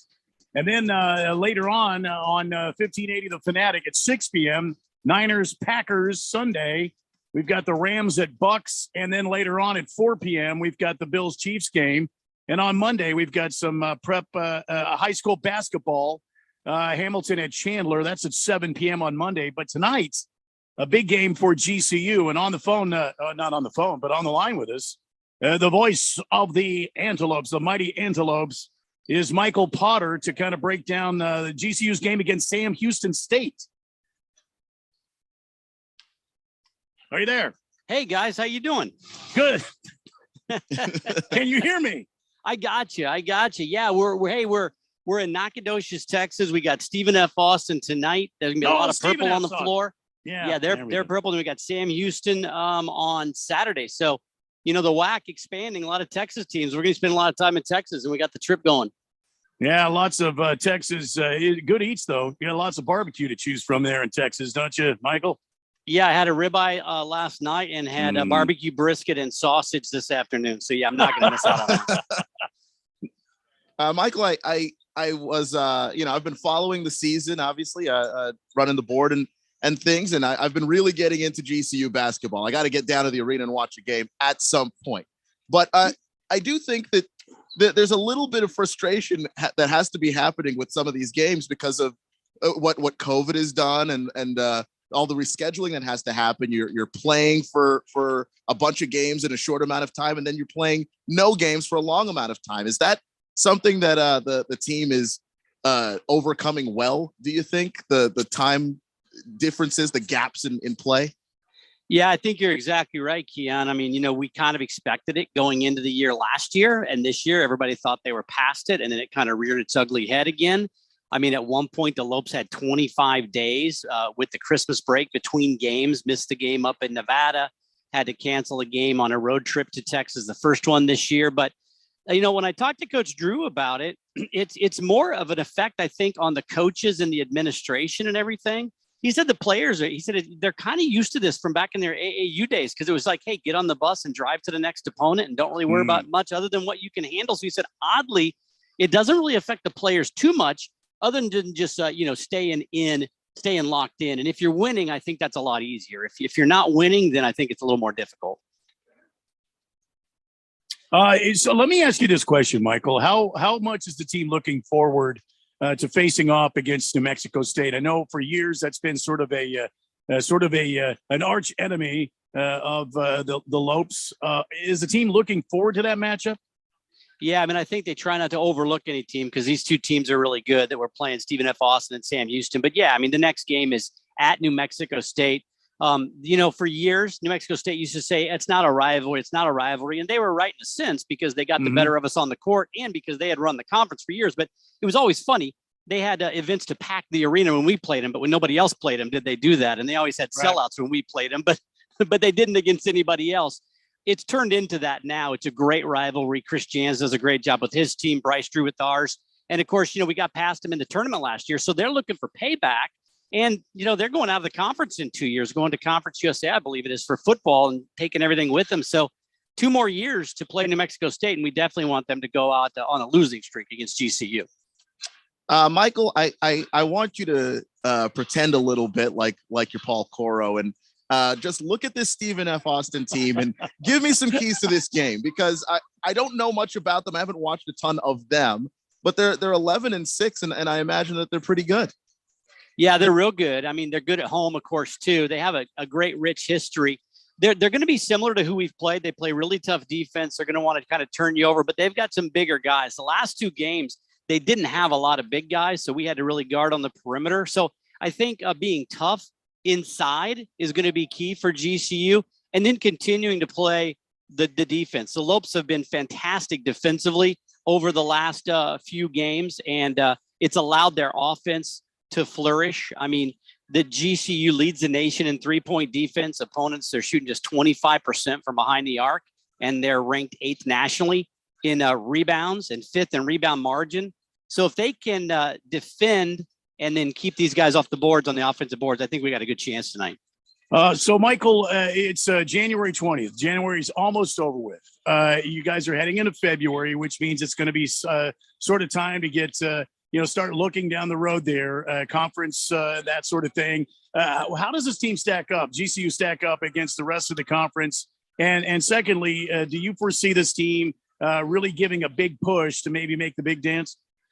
Yeah, I think, I don't think I'd go as far as say, the season's a bust if you don't make it again. But they really want to build. The program's looking to build. We made it last year, won the regular season, won the tournament, got to a game and played well against Iowa.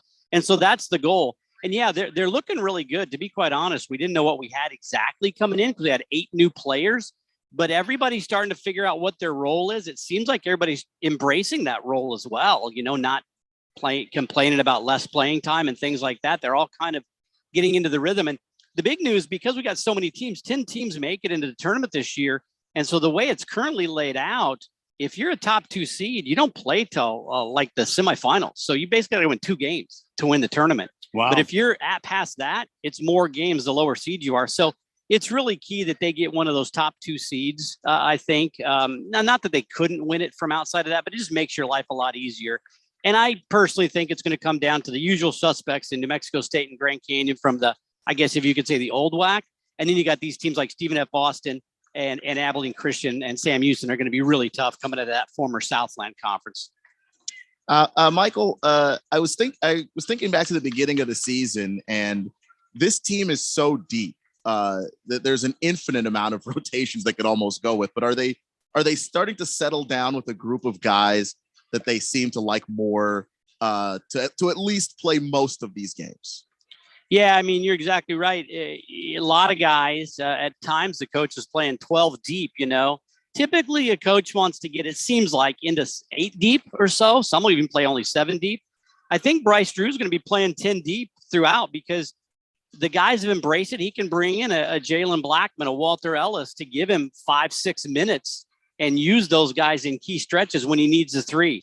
He can bring in a big guy when he needs a stop. But the majority of the minutes are going to go to the starters and, 3 or 4 guys off the bench. And this team, it's very deep, but it really hangs its hat on that backcourt with Blackshear Jr., Woods, and then, of course, with Gabe McLaughlin down low.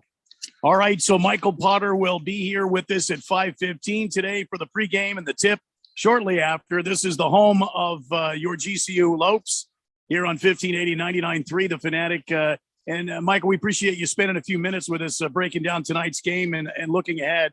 to what the Lopes have to face here during this next stretch of basketball. Hey, thank you guys. And if you want to break down NFL, it's Kansas City Chiefs and everybody else. That's just kind of it. So. Everybody's playing for second at this stage. Clearly, Michael Potter, Kansas City Chief fan. Not an ounce of bias in it. No, I don't even know. Is it the Chiefs? That's the right mascot, right? I don't even know much about this. All right, Michael Potter will be here 5:15 along with Paul Coro, and the GCU radio network will be active. Nice talk to you, man. Be safe out there, and let's have a good game tonight. Hey, thanks, guys. Talk to you in a bit. All right. And by the way, Stephen F. Austin tonight.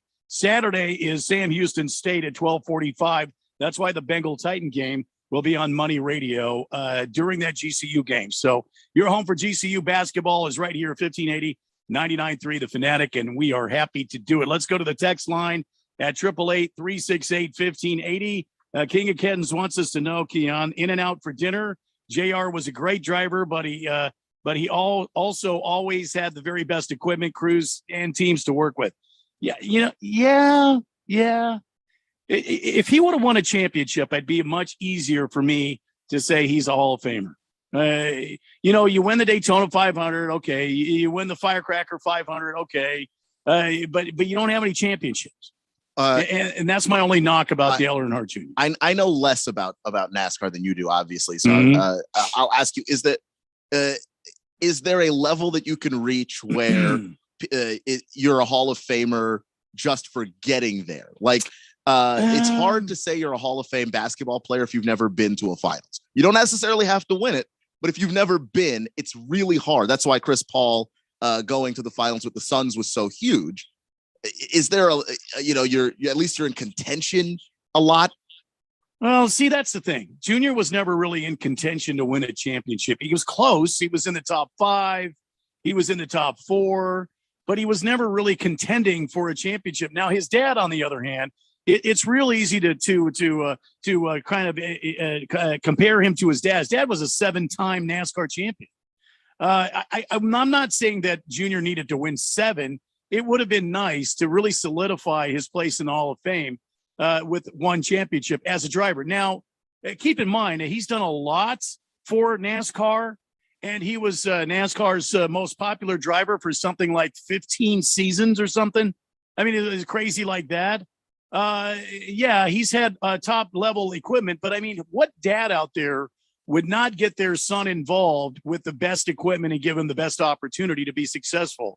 So I don't blame him for that, but I just have a problem with him not actually having a championship under his belt.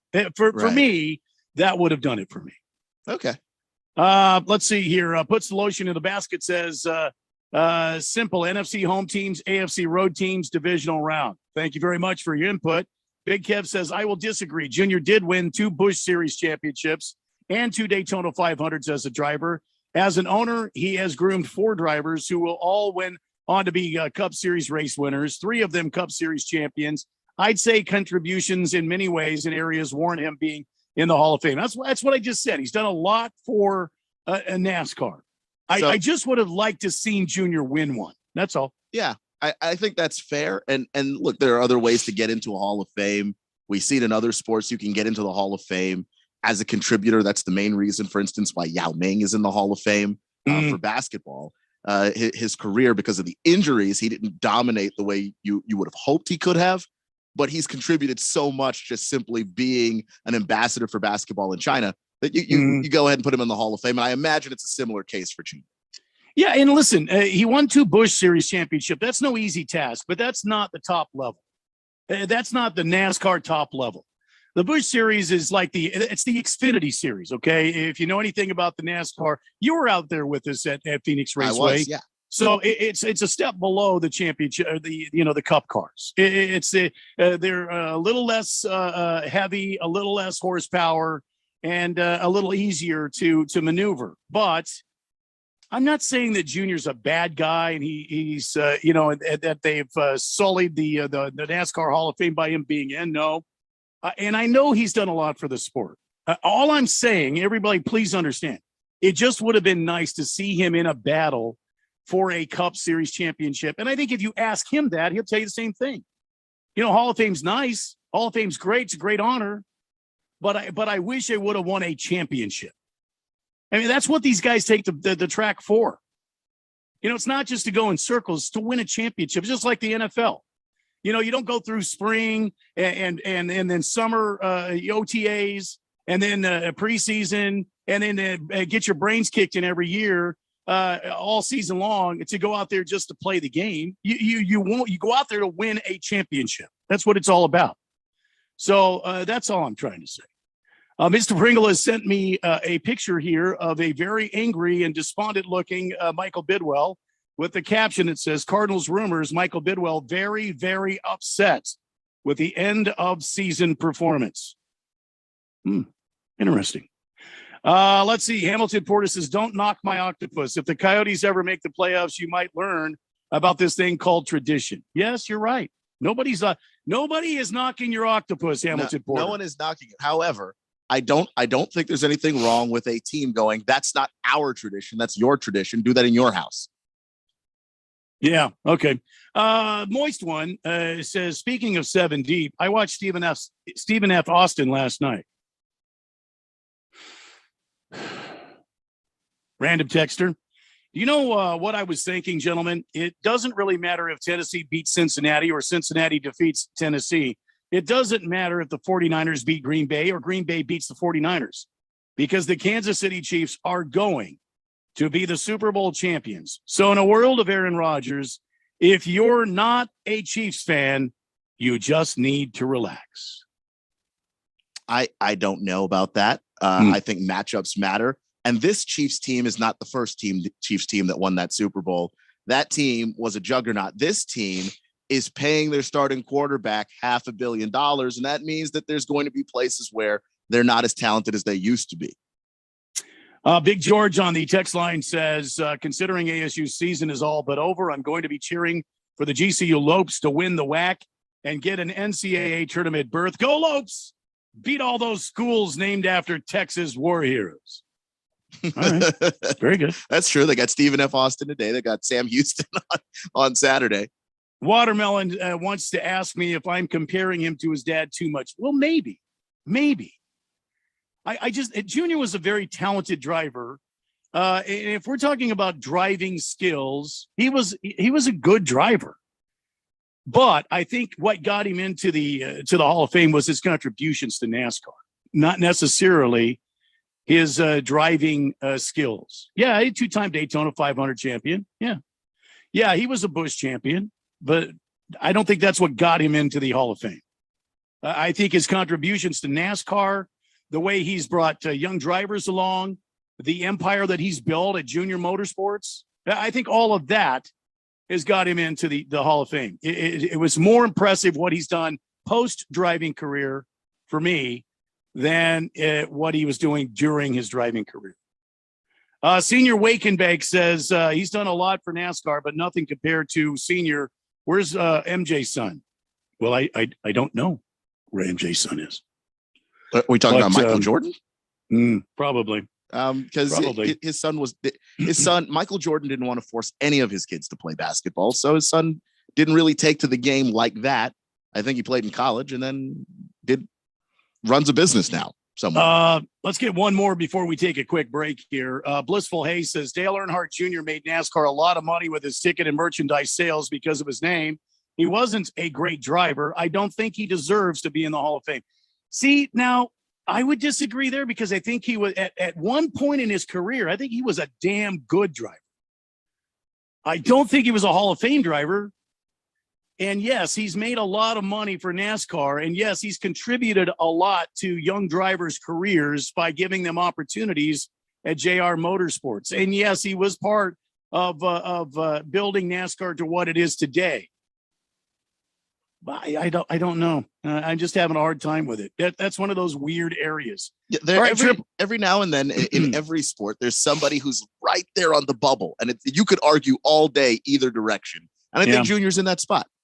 888-368-1580 text line. When we come back, we've got some NCAA basketball to talk about. Speaking of your GCU Lopes, on this date in Big Georgia sports history is in the next hour. As we've only got about half hour left to 40 minutes. About 40 minutes until it's GCU basketball time right here on 1580 and 99.3 The Fanatic. Hey, everybody, Mark Asher. For the past year and a half, I've been telling you all about my friends over at Valley Medical Weight Loss, about how easy, affordable, and effective they are at helping you lose those unwanted pounds. I've done it. I've had a ton of friends that have gone through the program and lost a ton of weight as well. Now I want you to hear from just one of them. After years of weight gain, including being quarantined for months, I was finally ready to get help from Valley Medical Weight Loss, and it worked. I've lost 65 pounds, I feel great, and most importantly, I now have a plan on how to keep the weight off forever, thanks to Valley Medical Weight Loss. Don't just take my word for it, try it yourself. We all hope things are getting back to normal. Now you too can lose the weight you want, even if it's just that last 20 pounds. Valley Medical Weight Loss, 3 Valley locations, Tempe, Phoenix, and Glendale, all walk-in clinics, fast, affordable options for you to lose that weight now. By the way, mention my name, mention this radio ad. You'll get your first week absolutely free. Go to valleymedicalweightloss.com. Hi, this is Nick LaCapria with the Daily Sports Quiz. In the off-season of the 1983 NFL season, Terry Bradshaw checked into a hospital but did not want reporters to know he was there, so he made up a fake name. That fake name would eventually become an NFL quarterback. What was that name? The answer coming up. When you want trivia from the world of sports, Daily Sports Quiz host Nick LaCapria has it. Baseball lovers, go online to baseballtrivia.org. Basketball fans, check out basketballtrivia.net. Football fans, head on over to footballtrivia.net. Hockey trivia, that's hockeytrivia.net. And boxing fans, log on to boxingtrivia.net. Stay tuned to this radio station for the Daily Sports Quiz or visit Nick LaCapria's sports-specific trivia websites. The answer to the Daily Sports Quiz, name the name that Terry Bradshaw made up when he checked himself into the hospital, Tom Brady. The real Tom Brady would shatter his Super Bowl records. Brady at the time was only 6 years old. I'm Nick LaCapria with the Daily Sports Quiz. They're going to go nuts when he hits this thing. It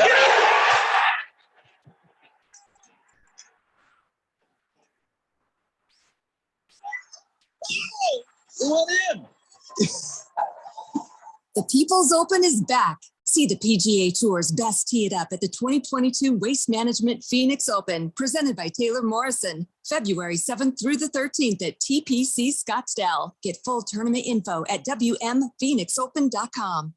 I'm Serena Williams. You watch me live on TV. And I'm the girl from that alien movie you watch on demand. Our worlds have been brought together thanks to DirecTV Stream. Why are you whispering? Because the alien will hear us. Maybe let the alien know you can get DirecTV Stream with no annual contract. He seems pretty excited by that, actually. Introducing DirecTV Stream, the best of live TV and on demand with no annual contract. Get your TV together at directtv.com. Requires high-speed internet and compatible device. Content varies by package and location. Restrictions apply. If it's local, we talk about it. 1580 and 99.3. The Fanatic.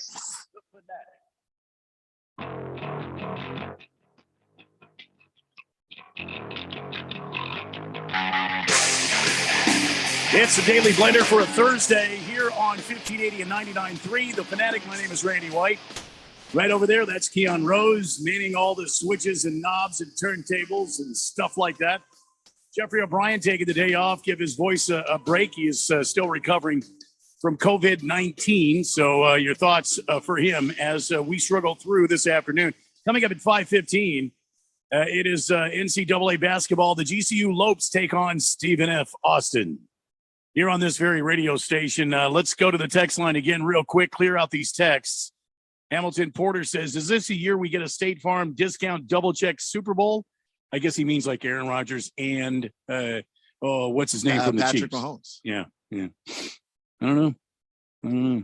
It's anybody's guess, but it sure is fun to talk about it. Lost Toby says KC won't get past the Bills Mafia. All right.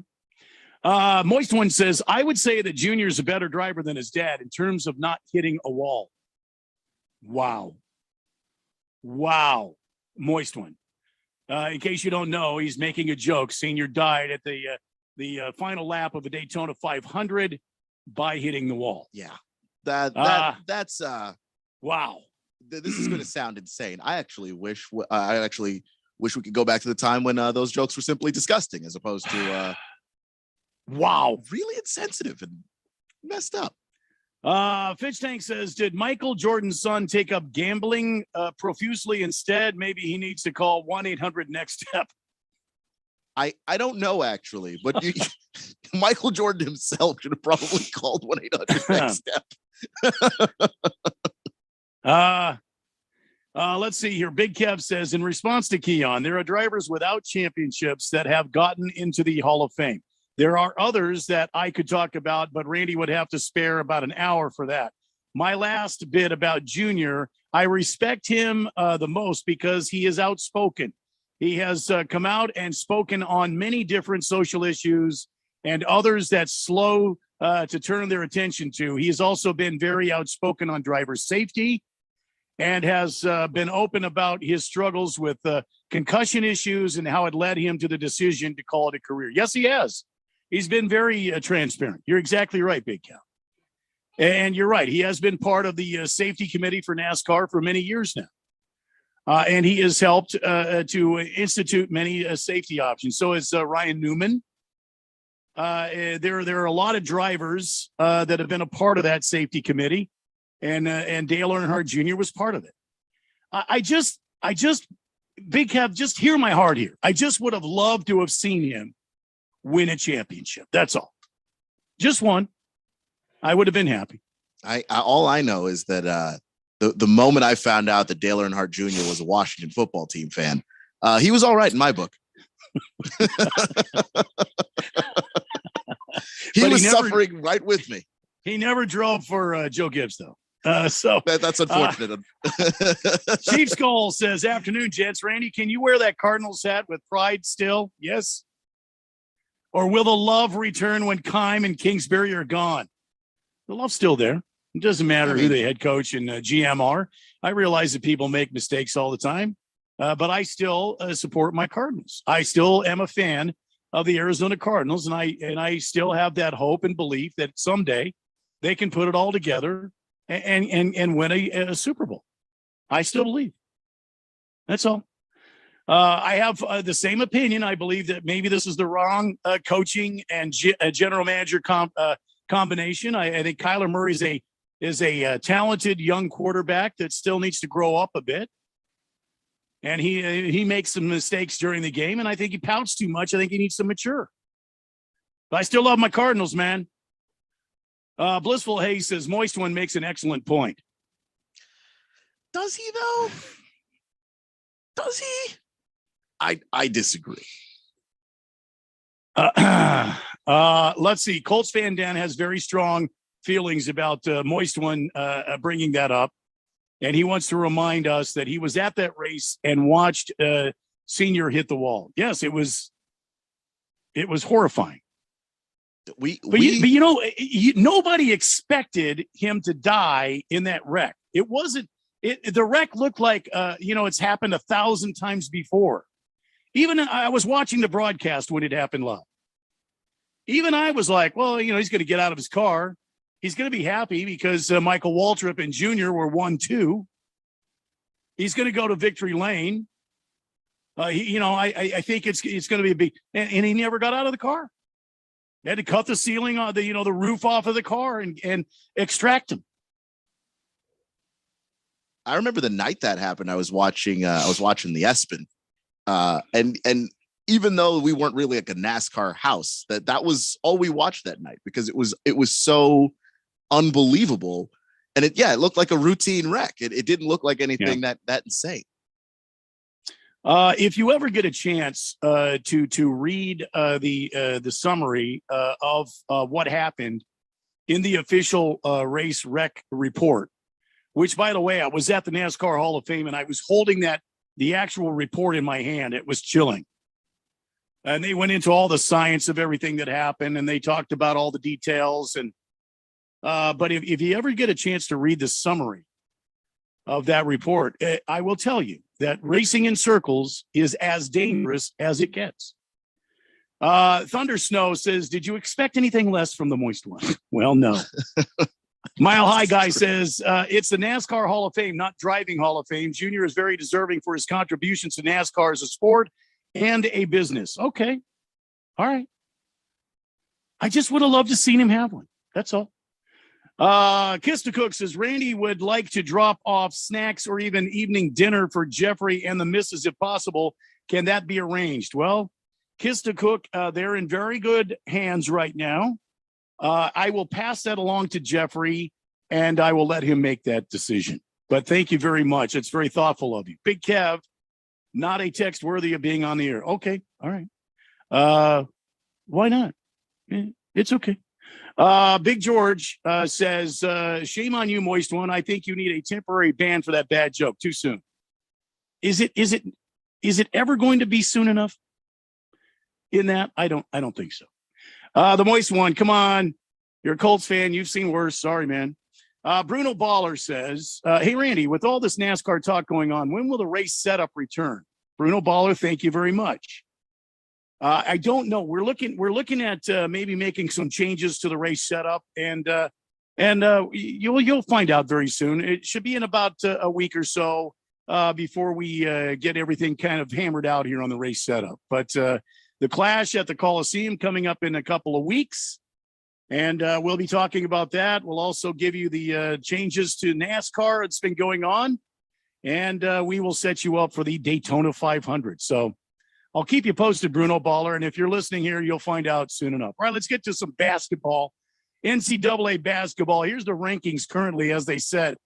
The AP top 10, Gonzaga's at the top, Auburn 2, Arizona, U of Arizona in number 3. Purdue is in the 4th spot, Baylor 5, which is amazing because Baylor has only lost 2 games. So weird.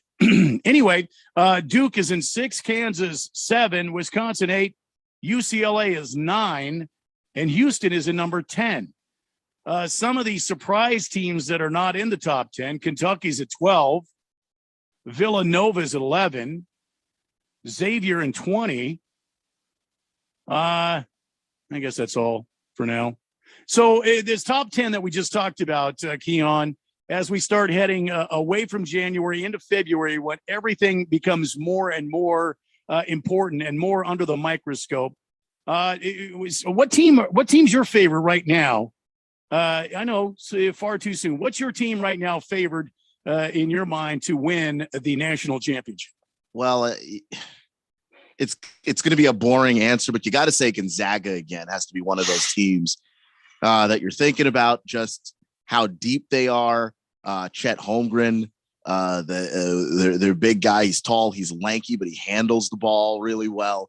I would have to go Gonzaga as the team I'm looking for. I think you also got to pay a lot of attention to Duke basketball. I know they had a crushing loss the other day, but they're still an incredibly deep, incredibly talented basketball team. And Coach K seems to always have those guys ready to go around tournament time. And then, there's a group of teams that are playing exceptionally well that aren't necessarily getting all of the buzz that they should be getting. Kentucky is one of those teams. It's weird to say that Kentucky's kind of an underrated team, but this year they haven't been better than Kansas. They haven't been better than Auburn. They haven't been better than Illinois. But this is kind of how Kentucky rolls. They start really slow early. And then because they're so young, generally, they start to hit their stride late in the season, and they start to see that happening with the Wildcats again. And then Auburn, my God, Auburn. Well, they have a chance to be the number 1 team rolling into next week if they handle business this week with some of the games that they've got. Auburn is 17-1 overall. They're 9-0 at home, 5-0 away. They've won 14 games in a row since that one loss. 14 in a row. That's crazy. Auburn seems like it might be the team to beat, in my opinion.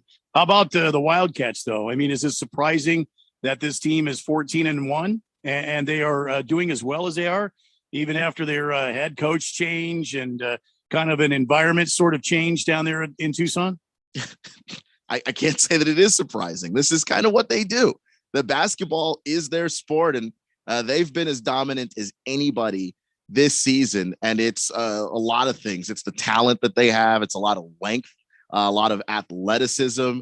Boy, they have one of the longest times of possession of any team in college basketball. They work that clock within an inch of its life so they can get an opportunity to score. Yeah, I'm not shocked that they're dominant at all, and actually, they can get better. All right, we're trying to get the return of Keon Rose's college basketball dance party. Try to get that fired up. as we enter into February, and maybe highlight some games and get Keon's take and give us his picks for those college basketball games. Let's go to the text line quickly. Fish Tank says, I think what we've learned today is that it's only okay to make fun of people that are pretended dead. Okay, thank you, Fish Tank.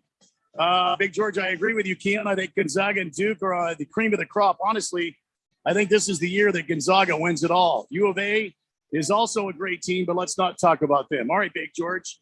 When we come back, it's 15 minutes of hour 3 of the Daily Blender here on 1580 and 99.3 The Fanatic, your home for sports. It's the NFL playoffs, and Draftkings Sportsbook, an official sports betting partner of the NFL, is celebrating. Counting down to Super Bowl 56. New customers can get 56-1 odds on any team. Bet just $5 and get $280 in free bets if your team wins. Not a new customer? You can still get in on the action of the divisional round with same-game parlays. Combine multiple bets from the same game for a bigger payout. The more legs you add, the more money you can win. Best of all, you can deposit and withdraw your cash whenever you want. Download the DraftKings Sportsbook app and use code BET1580. Get 56-1 odds on any NFL team. Bet just $5 and win $280 in free bets if your team wins. That's code BET1580 at DraftKings Sportsbook.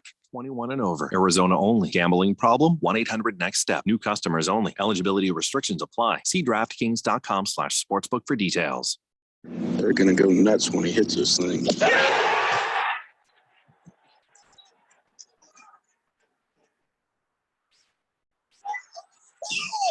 went in.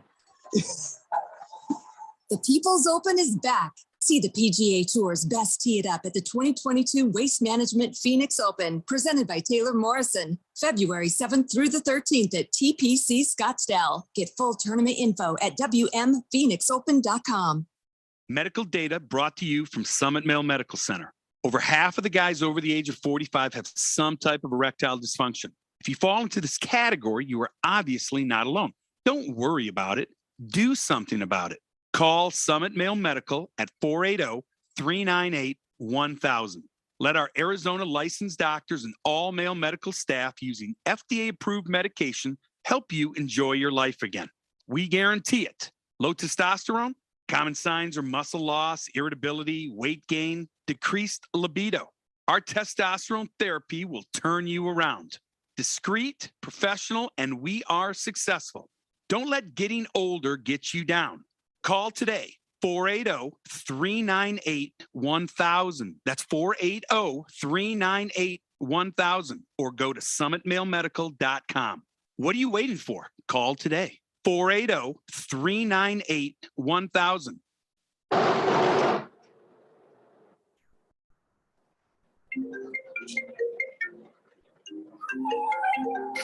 Distracted driving kills in Arizona.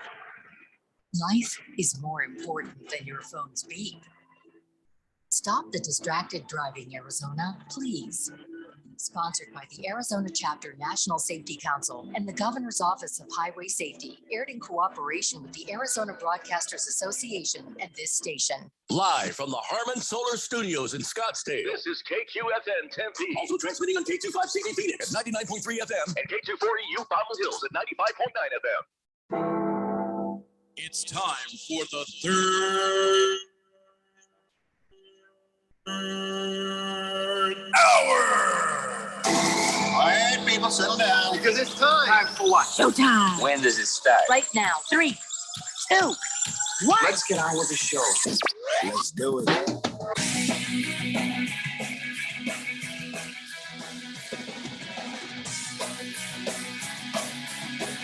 Welcome to a Thursday edition of the Daily Blender here on 1580 99.3. The Fanatic almost had a firestorm last hour talking NASCAR. We're going to guide away from that now and move on to talking college basketball. My name is Randy White. That is Keon Rose. He's behind the glass, flipping switches and doing all that stuff, live from the Harmon Solar Studios in Scottsdale. Also, you're on the text line at 888-368-1580. We were going through the NCAA men's basketball rankings as they sit right now. U of A, of course, in number 3. Got some comments on the text line. And Kyle G says, is there a decent chance we see 3 Arizona teams in the tournament, ASU, U of A, and GCU? I have to snicker at the ASU comment because no. Maybe the ASU women will get in.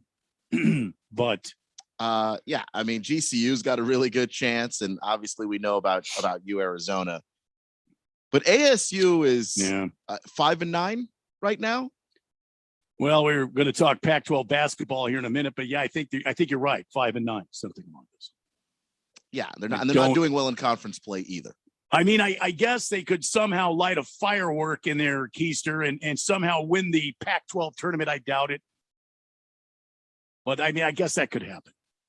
I haven't seen anything that would indicate that that's happening, and that's unfortunate because I do think that they've got good players on that team. Good Cat says, what's happening, guys? Not a whole lot, Good Cat. How about you? Thanks for joining the show. Mr. Wilbur says, Keon, I actually think the U of A's time of possession or time it takes for them to execute and score a basket is probably one of the fastest in the country right now. This is in contrast to previous teams who would milk the entire 30-second shot clock. Okay. Appreciate the correction. Then I might have gotten that backwards. Dick Whiskers says, can you still trade coaches in the NFL? If so, I would like to do all my chores, brush my teeth, and say my prayers every day if the Cardinals would trade for Sean McVay. You can actually trade for coaches. It's a complicated process, but you can do it. Hey, Randy, I think you might agree with me. JR deserves to be in the Hall of Fame. I would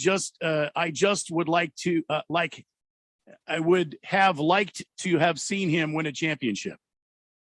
I mean, yes, but again, he's in not just because he's Dale Earnhardt Jr., but because he was a qualified driver that won a couple of Daytona 500s, executes an Xfinity team, has done a lot for the sport. I mean, his contributions and his racing career were great. I would just feel better.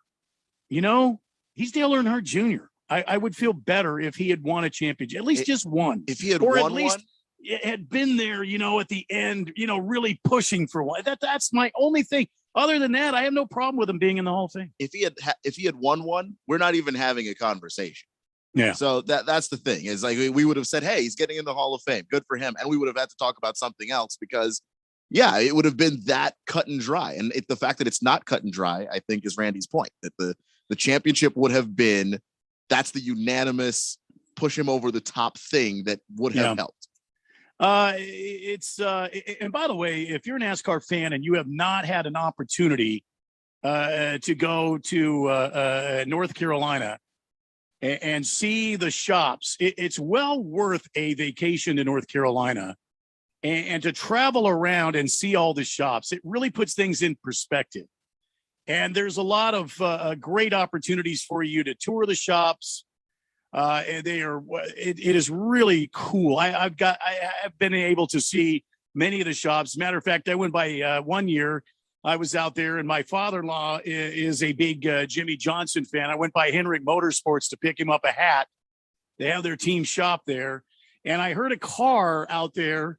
And just right behind where the team shot was in this kind of like alley area in between buildings, there was a car and it was the 48 car. They were practicing pit crew stops. And I thought, you know, geez, I'm breaking some rules here by standing here, but this is so cool. I'm getting to see these guys practice doing pit stops. And then people, some of the employees of Henrik Motorsports were like, no, y'all, come on in, you know, here, stand up by the fence, get a real close up look. And dude, it is really cool. You know, this car comes just barreling into this shop area, and it's got to set up like it's a pit, and they grind to a halt. And these guys are doing these 15 or 14, 13-second pit stops. It's just crazy. And then, as it would be, I heard one of the pit guys saying Jimmy Johnson's coming out here in a minute because he wants to run through a few pit stops with you guys. And I was like, what? And I got to meet him. Nice guy. I mean, he was very cordial, very easy to talk to, but he was in a big hurry. He had somewhere he had to go, but he stopped. He signed my father-in-law's hat.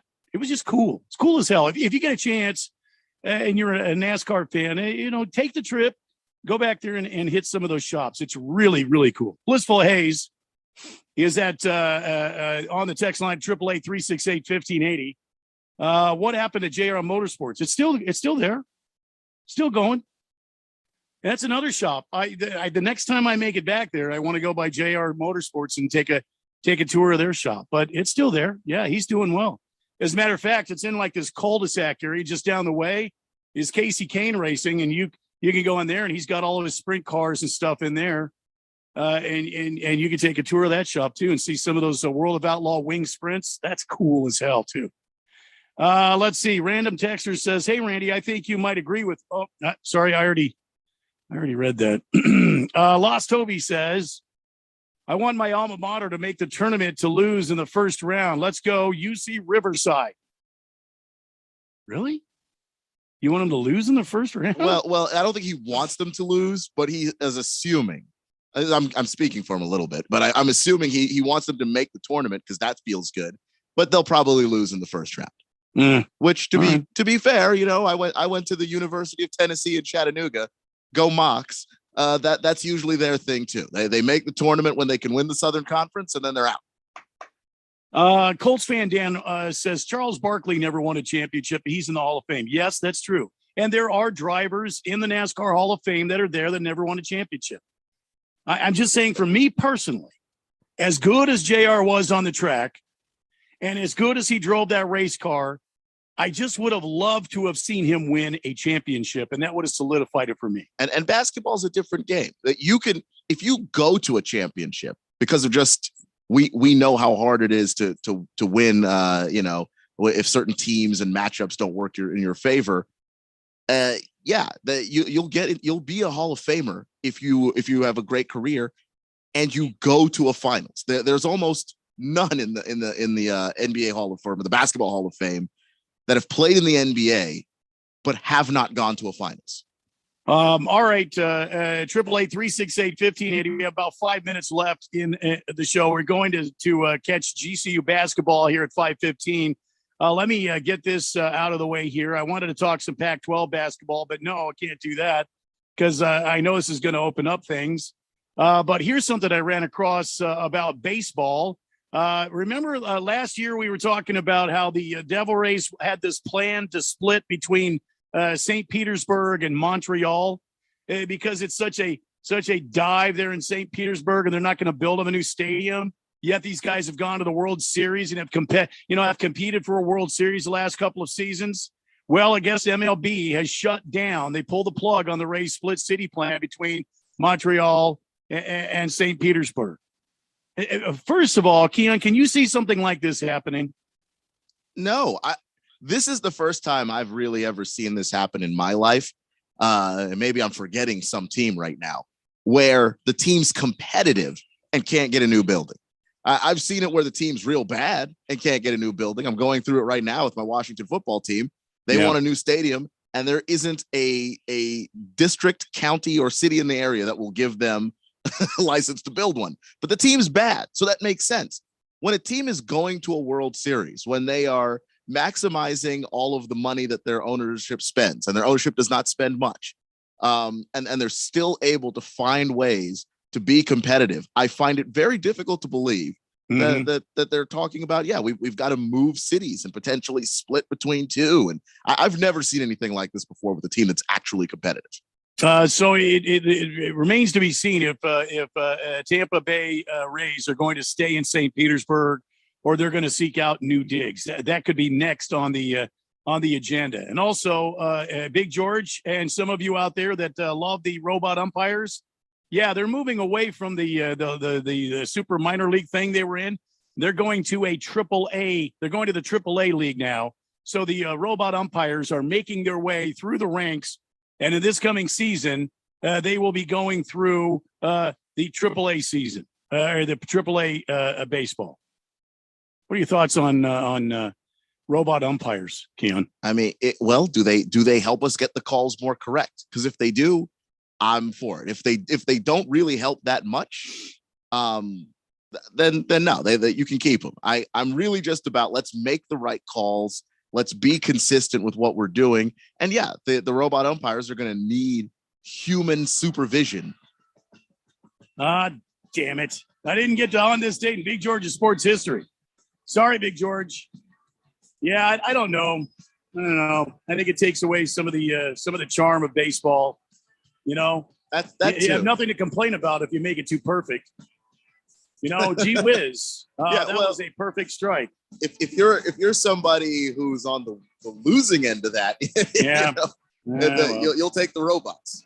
All right. Well, it's been fun. Up next, over most of these same radio stations, it's Grand Canyon University Fighting Antelope basketball.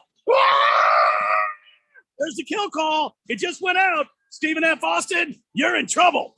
Jeffrey O'Brien back tomorrow here. Keon, thanks so much for your help today. I really appreciate you, man. I'm Randy White, and thank you, Fourth Dimension, for being on the text line at 888-368-1580. Talk to you on Friday on the Daily Blender. Ooh. You feel that? It's finally happening. It's starting to get cooler. Is it time to start wearing sweaters? No. It's time to call Harman Solar. See, if you install solar now, you get to enjoy huge savings next summer, up to 85% off your monthly bill. That means